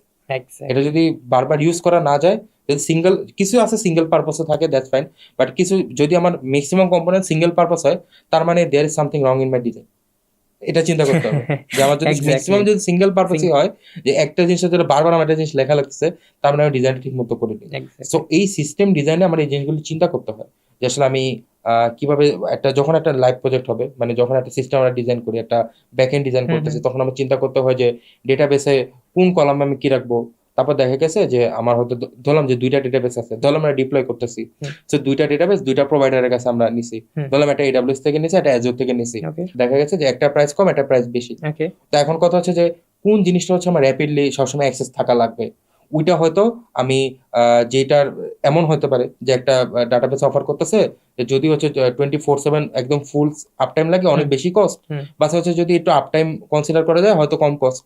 তো দেখা যায় এরকম যদি হয় একটা ডেটাবেস একটা টেবিল অনেকগুলি টেবিল যেটা হয়তো আমার সবসময় অ্যাক্সেস দরকার পড়তেছে না বা এরকম কিছু, তখন হয়তো ওটা আমরা ওই টায়ারে রাখতে পারি, বা যেটা আমার একদম প্রায়োরিটি জিনিস ওটা হচ্ছে আমি একদম 24/7 টায়ারে রাখতে পারি।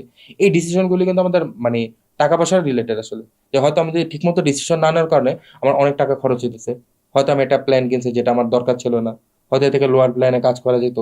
এই জিনিসগুলো আমার শিখতে হবে, প্লাস হচ্ছে ডেটাবেস কিভাবে রাখতেছি বা রেস্ট টেবে কিভাবে ডিজাইন করতেছি, তারপর হচ্ছে সব কি আমি ডেটাবেস থেকে আনবো নাকি কিছু আমি ক্যাশে রাখবো। এখন ক্যাশে কি আমি সব রাখবো, ক্যাশে যদি সব রাখি তাহলে আমার ইন্টারনাল স্টোরেজ বেশি হয়ে যাবে। কোন জিনিসটা আমি ক্যাশে রাখবো কোনটা ক্যাশে রাখবো না, প্লাস হচ্ছে ক্যাশ থেকে একটা ম্যাক্সিমাম টায়ারে থাকে ক্যাশ লিমিটেড থাকে, একটা লিমিট দেওয়া থাকে স্টোরেজ। তো এই ক্ষেত্রে যেটা দেখা যায় যে আমার বুঝতে হবে কোন সময় ক্যাশটা বাদ দিব, কোন সময় ক্যাশটা ইনভ্যালিডেট করব। এটা যত এফিসিয়েন্টলি শিখবো তত বেশি আমার সিস্টেমটা পারফেক্ট হবে।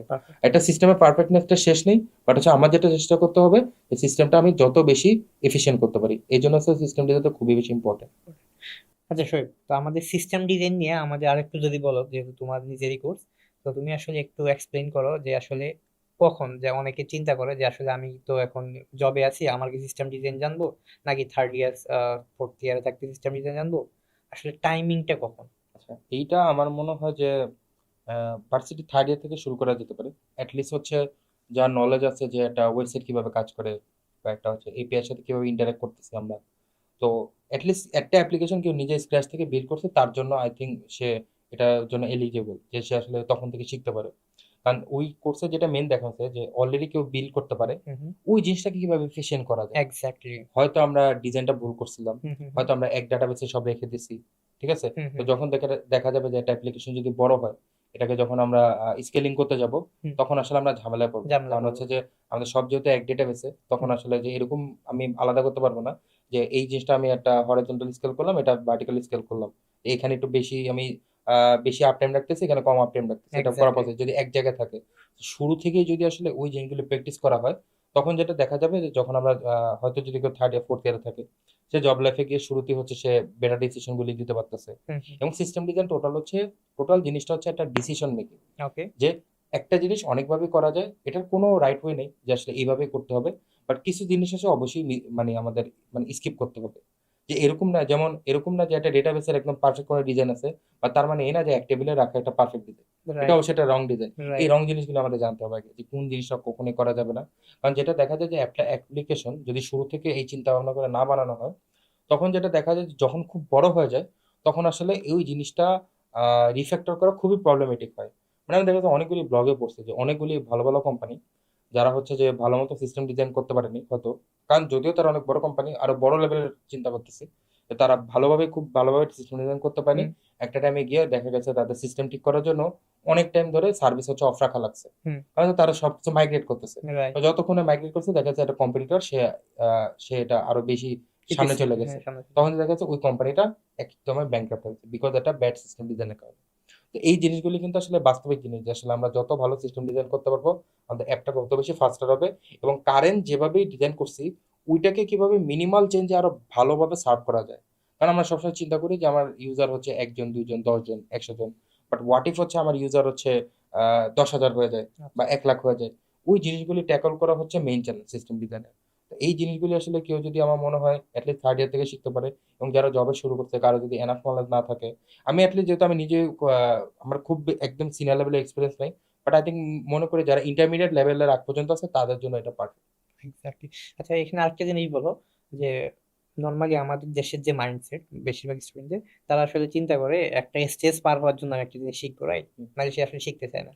তো আসলে সিস্টেম ডিজাইনটা তুমি যেটা বলছো এটা আসলে গুরুত্ব কোথায়, কিন্তু আসলে যারা থার্ড ইয়ার বা ফোর্থ ইয়ার ওরকম মাইন্ডসেটে ঢুকবে আসলে ইন্টারভিউতে যদি আসে, নাহলে সে আসলে গুরুত্ব বুঝতে পারবে না। কারণ সে চিন্তা করবে যে আমি তো আসলে জয়েন করতে পারছি, দ্যাটস এনাফ ফর মি। ওকে, তো আসলে ইন্টারভিউতে সিস্টেম ডিজাইনের গুরুত্ব বা কোন লেভেল ইন্টারভিউতে কোশ্চেন আসে বা এটা আসলে ফিউচারে যে কিভাবে তার কাজে লাগবে এই ব্যাপারে একটু বলুন। ইন্টারভিউতে হচ্ছে যেটা বললেন যে ভাই, যে সিপি ছাড়া কি কি জিনিস ইন্টারভিউতে লাগে, ওই কোশ্চেনগুলি কিন্তু এই সিস্টেম ডিজাইনের রিলেটেড থাকে। যে এক্স্যাক্টলি। একটা ডেটাবেস আমি কোনটা চুজ করতেছি, তারপর হচ্ছে যেমন দেখা গেছে আমি বললাম যে আমি একটা চ্যাট অ্যাপ্লিকেশন বানাইছি, সেখানে বললাম যে মঙ্গোডিবি ইউজ করছি, কেন মঙ্গোডিবি ইউজ করছি। তো এই জিনিসটা কিন্তু আমার অ্যান্সার জানা থাকা লাগবে। এটা আমি বলতে পারবো না যে আসলে ইউটিউবে যেটা দেখে করছি সে এটা ইউজ করছে, তাহলে তো আসলে ওটা জাস্ট কপি পেস্ট হলো, এটা তো আমার এক্স্যাক্টলি। লার্নিং হলো না। এক্স্যাক্টলি। তো এই জিনিসগুলি আমার জানতে হবে ডিফারেন্ট সিনারিওতে কিভাবে কাজ করা হয়, যে ডিফারেন্ট যখন একটা জিনিস আমার অ্যাচিভ করা লাগে তখন কিভাবে কাজ করা হয়, এক্স্যাক্টলি। ওই জিনিসগুলি কিন্তু সিস্টেম ডিজাইনের পার্ট। তারপর হচ্ছে দেখা গেছে যে একটা জিনিস আমি ভিডিও স্ট্রিমিং করতেছি, ভিডিও স্ট্রিমিং এর জন্য আলাদা কিছু আছে কিনা, মানে এটা কি জাস্ট একদম নর্মাল যে এপিআই নিয়ে কাজ করে ওরকম, নাকি মানে স্ট্রিমিং এর জন্য আলাদা ফ্যাক্টর আছে। তারপর দেখা গেছে যে আমার স্ট্রিমটা কোনো কারণে হচ্ছে ফেল হলো, হল্ট হলো, আবার কিছুক্ষণ পর কানেকশন ব্যাক আসলো, কিভাবে আমি নতুন জায়গা থেকে আবার স্ট্রিমিংটা শুরু করতে পারবো। এরকম না যে আমি আগের স্ট্রিমটা আগে দেখাবো তারপরে, তারপরে তখন তো অলরেডি ডিলে হয়ে যাবে, এটা লাইভ টেলিকাস্টের কথা হয়, ব্যাপারটা এরকম। তো এই জিনিসগুলি কিন্তু আমাদের যখন একটু অ্যাডভান্স চিন্তা করি, যে আসলে কম্পিউটার প্রোগ্রামিং ছাড়া যদি কিছু জিজ্ঞাসা করা হয়, এই জিনিসগুলি মোটামুটি একটু জিজ্ঞাসা করা হয়। যে আসলে কেউ যদি বলে যে কারো এক্সিস্টিং প্রজেক্ট আছে, এটা নিয়ে অবশ্যই জিজ্ঞাসা করা হয় সে প্রজেক্টটা কেন করছে, মানে কিভাবে ডিজাইনটা করছে এবং কেন স্পেসিফিক এই জিনিসগুলো করছে। কারণ ডেটাবেসের অভাব নেই, এবং আমাদের front end language, back end language, কার কোনো কিছুর অভাব নেই। তো কেন হচ্ছে স্পেসিফিক, এটা আমার কি সার্ভিস, মানে কি পারপাসে আমি ইউজ করছি, এটা ক্লিয়ার কাট ধারণা থাকা লাগবে। সো এই জিনিসটা আসলে ইন্টারভিউতে লাগে, যে আসলে সিস্টেম সম্পর্কে আমি হয়তো বেসিক খুব একদম ক্লিয়ার জানি না, বাট কিছু বেসিক অবশ্যই আমার জানা লাগে, যেটা বললাম যে ক্যাশের ব্যাপারটা, তারপর হচ্ছে আমাদের এই যে রেস্টিপের ব্যাপারটা, এই বেসিক আইডিয়াগুলি আমাদের অবশ্যই লাগে ইন্টারভিউ ক্ষেত্রে। আমি যদি শোয়েবের কথাকে একটু সামারি করে বলি, তো আসলে সিস্টেম ডিজাইন এন্ট্রি লেভেল জবগুলোতে লাগতেছে না, কিন্তু এন্ট্রি লেভেলের পরে যে কোনো ধরনের জবেই আসলে সিস্টেম ডিজাইনের নলেজটা খুবই গুরুত্বপূর্ণ, এটা বেশিরভাগ ইন্টারভিউতে জিজ্ঞেস করে। আর এটা জিজ্ঞেস করার একটা কারণ হচ্ছে আমরা যখন যে কোনো প্রজেক্ট শুরু করি, দেখা যায় প্রজেক্টে যদি আমি কোনো একটা প্ল্যান ছাড়া, প্রপার প্ল্যান ছাড়া শুরু করি, তখন কিন্তু প্রজেক্টটা আসলে প্রপারলি শেষ করা যায় না। প্রজেক্টটা কোনো রকমে আমার ভার্সিটি প্রজেক্টের মতো শেষ হয়ে গেলে তো হইলো না, কারণ এটা আসলে প্রোডাকশন লেভেলে বিভিন্ন কাজে ইউজ হবে। তো দেখা যাচ্ছে যে আমরা এক এক সময় আমরা ভার্সিটিতে যখন ইউজ করতাম, তখন টিচার আমাদের একটা যে ল্যাব থাকতো, ল্যাবে ফিক্স থাকতো যে এই ডেটাবেজ ইউজ করতে হবে, রাইট? তো কিন্তু আসলে একটা প্রফেশনাল প্রজেক্টে বা প্রোডাকশন লেভেলের প্রজেক্টে আমি আসলে নিজেকে আইডেন্টিফাই করে নিতে হবে যে কোন ডেটাবেসটা ইউজ করবো। তো সেটার একটা ভ্যালিড রিজন থাকতে হবে, এবং প্রত্যেকটা আমি আসলে কোন ধরনের ল্যাঙ্গুয়েজ ইউজ করবো, ওই ল্যাঙ্গুয়েজে আসলে কিভাবে থিম গুলা ইউজ করবো, যে সিনট্যাক্স ইউজ করবো। তো এটা এক এক কোম্পানির এক এক রকম হইতে পারে, কিন্তু আসলে প্রত্যেকেরই আসলে বেসিক কনসেপ্টটা থাকা উচিত। এই জিনিসটাই ও একটু আগে ডিটেলসে বলছে, তো আমি সামারি করে বললাম আর কি। আচ্ছা স্যার, তাহলে আমরা অনেকক্ষণ ধরে অনেক কথা বলতেছি, তো একটু লাস্টিং এন্ডিং এর দিকে আসি। বর্তমানে খুব ট্রেন্ডিং চলতেছে চ্যাট জিপিটি বা জেমিনি বা এআই এর যুগ এক কথায়। তো দেখা যাচ্ছে যে প্রোগ্রামিং এর এই জিনিসটাতে দেখা যাচ্ছে যে খুব বড় রকমের একটা চেঞ্জেস আসতেছে। হুম। লাইক এস দেখা যাচ্ছে যে সিম্পল কাজগুলা আমরা যখন আগে দেখা যাচ্ছে যে যেমন ডেটা টাইপিং, এটা আগে অনেক বেশি পরিমাণে ইফোর্ট দিয়ে করতে হতো, কিন্তু এখন দেখা যায় এই জিনিসগুলো অনেক সিম্পলিফাই হয়ে যাচ্ছে দিন দিন। দেখা যাচ্ছে যে একটা প্রোগ্রাম, অটোমেশনের একটা প্রোগ্রাম করছে, হুম। সারাদিন যে যেটা টাইপ করতেছে সেটা সে টাইপ করাই লাগে নাই, অটোমেটিক্যালি হয়ে গেছে, রাইট? তো এই এআই এর যুগে দেখা যাচ্ছে যে চ্যাট জিপিটি বা জেমিনি বা কোডিং এর জন্য আরো অনেক ধরনের টুলস অ্যাভেলেবেল আছে। তো এই টুলস গুলোর কারণে দেখা যাচ্ছে যে বর্তমানে বিভিন্ন রকম বিগিনার লেভেলের যে কোডার বা যারা আগে বিগিনার লেভেলে ছোটখাটো ইন্টার্নশিপ দিয়ে জব পাইতো, এদের আসলে দিন দিন ডিমান্ডটা কমতেছে এবং এটা আরো হুম। কমার সম্ভাবনা আরো বেশি। তো এই যে আসলে এই সিচুয়েশনটা আসলে এই ক্ষেত্রে তুমি আসলে চ্যাট জিপিটি কিভাবে এখানে কাজ করে এটা আগে বলো, আর পরবর্তীতে আরো কিছু অ্যাড করবা যে চ্যাট জিপিটি আসলে ফিউচারে এই জিনিসগুলা যদি ট্যাকেল দিতে হয়, আসলে কি ধরনের লার্নিং বা কি ধরনের অ্যাডাপ্টেবিলিটি থাকা উচিত। আচ্ছা, চ্যাট জিপিটির ব্যাপার হচ্ছে যে এটা আমরা সবাই জানি, এটা এলএলএম আর কি, লার্জ ল্যাঙ্গুয়েজ মডেল। সো যেটা দেখা যায় যে আসলে চ্যাট জিপিটি আমরা যে কাজ করছি অলরেডি এটার উপর ট্রেনিং, ওইটা দিয়ে ওই ডাটা দিয়ে এসে ট্রেনিং করা, হুম, যে অলরেডি যে কোডগুলি লেখা হয়েছে, অলরেডি যেসব কত কেউ লিরিক্স লেখছে গানের, এই জিনিসগুলি দিয়ে ট্রেন করা জিনিসটা। হুম, তো যেই জিনিসটা হয় যে চ্যাট জিপিটির ব্যাপারটা এরকম যে অনেকে মনে করে যে চ্যাট জিপিটি ইউজ করা ভালো কি খারাপ এটা একটা সাবজেক্টিভ ব্যাপার, ঠিক আছে? বাট এইটা এরকম না যে আমরা সফটওয়্যার ডেভেলপমেন্টে এটা অ্যাভয়েড করবো। হুম, রিজন হচ্ছে চ্যাট জিপিটির গুড ইউজ এবং ব্যাড ইউজ আমার বুঝতে হবে। যে আমি যদি সফটওয়্যার ডেভেলপমেন্ট কন্টেক্সে বলি, আমি যদি এভাবে চ্যাট জিপিটি ইউজ করি যে write a code for me for log in authentication, এটা একটা ভুল ওয়ে। কারণ হচ্ছে তাইলে কিন্তু আমি শিখলাম না যে লগ ইন অথেন্টিকেশন কিভাবে কাজ করে, রাইট, কিভাবে টোকেন বের করতে হয়, টোকেন আমি ভ্যালিডিটি চেক করতেছি, অনেক ব্যাপার স্যাপার আছে এখানে। রাইট, তো এটা যদি আমি চ্যাট জিপিটি দিয়ে করাই, তাহলে এটা হচ্ছে আসলে এই জিনিসগুলো আসলে তখনই পসিবল যখন নিজের প্রজেক্ট করতেছি। কারণ যখন আমি একটা প্রোডাকশনের কাজ করবো, একটা কোম্পানি কাজ করবো, তখন কখনোই চ্যাট জিপিটির কোড দিয়ে কাজ করা যাবে না। কারণ তখন হয়তো আহ, অনেক জিনিস অনেক জায়গায় হ্যান্ডেল করা আছে। আমার এক্স্যাক্টলি। বুঝতে হবে যে অ্যাকচুয়াল কোডটা কি কাজ কি পারপোজ। চ্যাট জিপিটিতে এটা পসিবল না যে আমি ফুল প্রজেক্টটা দিয়ে তারা বললাম যে আমি এটা করে দাও, এত কন্টেক্সে ধরতে পারবে না, তার টোকেনের সাপোর্ট নেই। রাইট, ঠিক আছে? তো যেটা দেখা যায় যে আমার কোন কাজটা আমি চ্যাট জিপিটিতে করবো, যেমন হচ্ছে, যেমন দেখা যায় নর্মালি আমাদের রেগুলার ইউজ করতে লাগে যে আমরা একটা এপিআই লিখছি, এটা একটা রেসপন্স আছে, সো রেসপন্সের জন্য হয়তো একটা কিছু লাগবে, ওটা এখন রেডি হয়নি। তো যেটা করতে পারি, সো এটার জন্য আমার বসে থেকে তো আর লাভ নেই, আমি যেটা করতে পারি একটা ডামি ডাটা বানাই রিটার্ন করে দেখি ইউআই তে ঠিক মতো আসতে কি না। এখন ধরলাম আমার ডামি ডাটা বানাতে হবে 10টা এন্ট্রি, ধরা যাক নেম, এজ, রোল, এরকম কিছু, স্কুল অ্যাড্রেস, দেখা গেছে এরকম। তো এটা আমি কি করতাম, আগে যেটা করতাম ম্যানুয়ালি টাইপ করতাম একটা একটা করে, একটা একটা নাম লিখতাম, নেম 1, নেম 2, রোল 1, রোল 2। এখন যেটা করা যায়, চ্যাট জিপিটি যদি আমি বলি একটা প্রপার্টি নিজে ম্যানুয়াল ক্রিয়েট করে, যেরকম আরো 9টা ফিল্ড আমরা অ্যাড করে দেয়, ও কিন্তু ইজিলি অ্যাড করে দিবে। তো এখানে কিন্তু আমার মানে স্কিলসের কোনো হ্যাম্পার হলো না, কারণ ডামি ডাটা ক্রিয়েট করা আমার এক্সপার্টিস না। আমার এক্সপার্টিস হচ্ছে এপিআইটা ঠিক মতো কাজ করতেছে কিনা। সেটা ডামি ডাটা দিয়ে যখন আমি টেস্ট করবো, ওইটা তো আমার নিজের টাইম ওয়েস্ট করে লেখার দরকার নেই। না, তো এই ক্ষেত্রে যেটা করতে পারি যে আমি যদি চ্যাট জিপিটিকে বলি আমার ডামি ডাটা ক্রিয়েট করে দিল, ওইটা আমি কোডে পেস্ট করে দেখলাম যে হ্যাঁ রেসপন্স ঠিক মতো আসছে, ইউআইতে সুন্দর মতো বসছে, দেন হচ্ছে আমি ওইটা বাদ দিয়ে অ্যাকচুয়াল এপিআই কলটা দিলাম। তো এই যে এইসব জায়গায় চ্যাট জিপিটি ইউজ করলে যেটা হয় যে আমার হচ্ছে টাইমটাও ফাস্টার হয় এবং আমার ওভার যে কাজটা এটাও আমার দরকার হয় না। তো এইসব ক্ষেত্রে আসলে চ্যাট জিপিটি ইউজ করলে ফাইন। তো আমার বুঝতে হবে যে কোনটা গুড ইউজ কোনটা ব্যাড ইউজ। চ্যাট জিপিটি এটা পসিবল হবে না যে, আমি জানি না আসলে ভবিষ্যতে কি হতে পারে, বাট রাইট নাও যে খুব নিয়ার রিসেন্ট একদম প্রোগ্রামারকে ডিরেক্ট রিপ্লেস করে দিবে এটা হবে না। বাট একটা জিনিস যেটা, কেউ যদি খুব বেশি হচ্ছে চ্যাট জিপিটি ডিপেন্ডেন্ট থাকে, তারা অবশ্যই রিপ্লেস করে দিতে হবে। কারণ হচ্ছে কেউ যদি অ্যাকচুয়াল কোর বিষয়গুলি না বুঝে, তাকে রিপ্লেস করা এবিলিটি থাকবে। রিজন হচ্ছে চ্যাট জিপিটি রিপ্লেস করবে না, তাকে রিপ্লেস করবে আরেকজন যে চ্যাট জিপিটি ভালো মতো ইউজ করতে পারে। রাইট, দেখা যাচ্ছে যে একটা চ্যাট জিপিটি ইউজ করার কারণে একজন নর্মালি আগে যে কাজ হয়তো 1 ঘন্টায় করতো, ওটা হয়তো এখন 40 মিনিটে করতে পারতেছে। হচ্ছে যে 20 মিনিট এক্সট্রা পাইতেছে, তার নিজের জন্য একটা হেল্পফুল, এবং হচ্ছে সে আরো এডিশনাল কাজ করার টাইম পাইতেছে। রাইট, তো এই জিনিসটা আসলে বুঝতে হবে চ্যাট জিপিটি কোন সময় ইউজ করবো কোন সময় ইউজ করবো না। যখন আমার খুবই নন টেকনিক্যাল কাজ লাগতেছে তখন আমি ইউজ করবো, যখন খুব বেশি টেকনিক্যাল তখন আমি নিজে ট্রাই করবো, অ্যাটলিস্ট রাইট, নিজে আগে ট্রাই করবো একবার, এরপরে লাগলে হয়তো আমি এটা ইউজ করতে পারি। বাট একদম বেশি ফাস্ট ডিপেন্ডেন্ট হওয়া খুবই একটা ব্যাড জিনিস। আচ্ছা, আমি চ্যাট জিপিটির এক্সাম্পলটা বোঝানোর জন্য আমি হচ্ছে একটা নন টেকনিক্যাল স্ট্রাক থেকে আমি এই জিনিসটা কনসেপ্টটা যদি বলি, এই বিষয়টা এমন যেমন একজন আমরা বর্তমানে সোশ্যাল মিডিয়া অনেক পোস্ট করি, রাইট? তো সোশ্যাল মিডিয়ার যে পোস্টগুলা করি, এই পোস্টগুলা দেখা যাচ্ছে যে প্রত্যেকে আমরা আগে কন্টেন্ট রাইটার রাখতে হইতো, কন্টেন্ট রাইটারে লিখতো। সো এখন যে কন্টেন্ট রাইটারের দরকার নাই বিষয়টা এমন না, কারণ কন্টেন্ট রাইটারের কনসেপ্টটা দরকার। সো ওই কনসেপ্টটা কন্টেন্ট রাইটার যেখানে আগে 1 ঘন্টা একটা কাজ করতে পারতো, সে এখন 10 মিনিটে করতে পারবে। তো কন্টেন্ট রাইটারের ওই কনসেপ্টটা দরকার। সো এখন দেখা যাচ্ছে যে সোশ্যাল মিডিয়াতে আগে দেখা যায় একটা ফেজ মেনটেনের জন্য একজন কন্টেন্ট রাইটার, একজন ভিডিও এডিটর, একজন গ্রাফিক্স ডিজাইনার লাগতো, কিন্তু মেইন কনসেপ্টটা আসতো ফর এন এক্সাম্পল অন্য আরেকজন থেকে, টিম লিডার থেকে। তো টিম লিডার চাইলে কিন্তু যদি তার হাতে দেখা যাচ্ছে যে সে যদি একাই ম্যানেজ করতে চায় বা অনেকে ব্যক্তিগত বা ছোটখাটো নতুন বিজনেস শুরু করে, তো তারা যদি চায় যে সেটা নিজেই হ্যান্ডেল করতে পারবে। এটা কিভাবে? কারণ তার কনসেপ্টটা আছে, সেই কনসেপ্টটা অনুসারে যদি প্রপার প্রশ্ন করতে পারে চ্যাট জিপিটিকে, তখন চ্যাট জিপিটি তাকে কন্টেন্টটা লিখে দিচ্ছে। আর ওই কন্টেন্টটা অনুসারে সে কিন্তু ডিজাইন থেকে শুরু করে এই সব কিছুই কিন্তু এখন চ্যাট জিপিটি বা মিড জার্নি বা রিলেটেড অনেক এআই টুলস আছে, যার মাধ্যমে সে ভিডিও পর্যন্ত সে বানিয়ে নিতে পারতেছে, রাইট?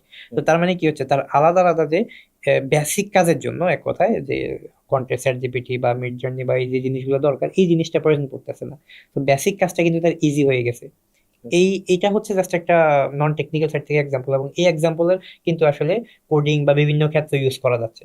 তো বিষয়টা হচ্ছে এমন না যে কোনো কিছু রিপ্লেস করে ফেলছে, বরং জিনিসটাকে শর্ট করছে, ইজি করছে, কিন্তু প্রপার ইউটিলাইজেশন জানতে হবে। লাইক যদি প্রপার ইউটিলাইজেশন না জানা হয়, তখন দেখা যাচ্ছে যে এটা আসলে গুড প্র্যাকটিস হবে না আর কি। মানে যেটা বললাম বলে যে ক্যালকুলেটর আবিষ্কারের পরে ম্যাথমেটিশিয়ানরা অ্যাবসলিউট হয়ে যায়নি, হ্যাঁ, মানে রাইট তারা রাইট যে ম্যাথমেটিশিয়ান লাগবে না ব্যাপারটা এরকম না, রাইট তারা তখন আরো অ্যাডভান্স কাজে বেশি টাইম দিতে পারছে, রাইট জিনিসটা এরকম যে ওইভাবে যাতে আমরা ইউজ করি। হ্যাঁ, যেমন কম্পিউটার আবিষ্কারের পরে টাইপিং যেরকম লাগছে, খাতার কিন্তু লেখা বন্ধ হয়ে যায় না, হ্যাঁ এটাই। সবকিছু চলতেছে, রাইট? তো সবকিছু ওই জিনিসটার মানে একটা কম্প্যাক্টে আনতে হবে। ওই জিনিসটা আসলে নিজে ইউজ করা জানতে হবে, যে নতুন একটা জিনিস আসছে এটা ব্যবহার করা জানতে হবে। লাইক অ্যাজ ক্যামেরা, যেরকম আমরা আসলে ক্যামেরা আবিষ্কারের পর ক্যামেরা ইউজ করতেছে, এখন ক্যামেরা ছাড়াই দেখা যায় অনেক ডিএসএলআর মোবাইল ফোন দিয়ে হয়ে যাচ্ছে। তার মানে কি ক্যামেরা চলে যাবে না? ক্যামেরার অন্য অন্য খাত তৈরি হবে, অথবা অল্টারনেটিভ নতুন কোনো সলিউশন তৈরি হয়ে চলে আসবে, রাইট? কিন্তু কোনো কিছু আসলে খুব দ্রুতই একবারে কোনো একটা জিনিস টোটালি চেঞ্জ হয়ে যায় না আর কি। এই তো। তো ঠিক আছে শোয়েব, আজকের মতো হ্যাঁ হ্যাঁ। অনেকক্ষণ কথাবার্তা বললাম। থ্যাংক ইউ ভাই, ঠিক আছে। সমস্যা নেই। আসলে সবার কোশ্চেন থেকে আসলে আমার মনে হয় পডকাস্টটা করা আর কি। হ্যাঁ। তো আই থিঙ্ক আসলে যারই অনেকগুলি কোশ্চেন থাকে অ্যাটলিস্ট আমার মানে 80% কোশ্চেন অ্যান্সার কভার হবে। সো আই থিঙ্ক এগুলি যদি ফলো করা, এটা আমি আমার পার্সপেক্টিভ থেকে বললাম, এবং আই থিঙ্ক হচ্ছে যারা মোটামুটি কাজ করে সবারই এরকমই পার্সপেক্টিভ, এরকম কিছু না যে আসলে এটা শুধু আমারই মনে হয়, বাট অ্যাকচুয়াল যেটা যে নিজে অনেস্ট থাকি, নিজে ভালো মতো কাজ করি, যাতে হচ্ছে দেখা যায় আমার আউটপুটটা সবসময় ভালো হবে। তাহলে আচ্ছা, তোমার একটা কোশ্চেন করি, তুমি আসলে নিজে সিপিতে কতগুলা প্রবলেম সলভ করছো, এটা নিয়ে আমার একটু বলো তো। সিপি তো আমি তো হচ্ছে অনেকদিন আগে থেকে শুরু করছিলাম, এখনো করি আর কি, খুব বেশি সময় দিতে পারি না। তো যতটুকু মনে আছে আমি 4,000-এর কাছাকাছি চলে গেছে চলো। অলরেডি। তো অল্প একটু বাকি আছে সম্ভবত, আমি লাস্ট একবার চেক করছিলাম। তো এই জিনিসটা যেটা ভাই, যে আসলে এখন কিন্তু আমি অলরেডি জবে আছি, এরকম না যে আমি ইন্টারভিউর জন্য করতেছি, বাট এটা আসলে নিজে প্যাশন থেকে করা, নিজে ভালো লাগে মাঝে মধ্যে। হয়তো 1 ঘন্টা সময় পেয়েছি, 1 ঘন্টা একটু ট্রাই করে দেখি, লিড করে 2-3টা প্রবলেম যে কটা পারি সলভ করি, না পারলে ঠিক আছে অন্য টাইমে করবো। তো এইটা আসলে ওই 1টা 2টা করতে করতেই এতটুকু বড় একটা নাম্বার হয়ে গেছে। এক্স্যাক্টলি, সে অলমোস্ট 4,000 প্রবলেম সলভ করছে, কিন্তু সে কিন্তু আসলে কোয়ান্টিটি দেখে করে না, সে আসলে কোয়ালিটির উপর বেস করে কাজ করছে আর কি। সো সবসময় আমাদের কোয়ালিটিটা ইম্পর্টেন্ট, যে আসলে আমি কতগুলো প্রবলেম সলভ করছি দ্যাটস ইম্পর্টেন্ট না, আমি আসলে কি কি প্রবলেম এবং কি কি আমি পারি কিনা দ্যাটস ইম্পর্টেন্ট। তো তবুও সে ওই বেসিসেই 4,000 করছে, দ্যাটস এ গুড নাম্বার আর কি। তো ঠিক আছে, all the thank best you ভাই। আজকের জন্য। ওকে। ওকে, আল্লাহ হাফেজ।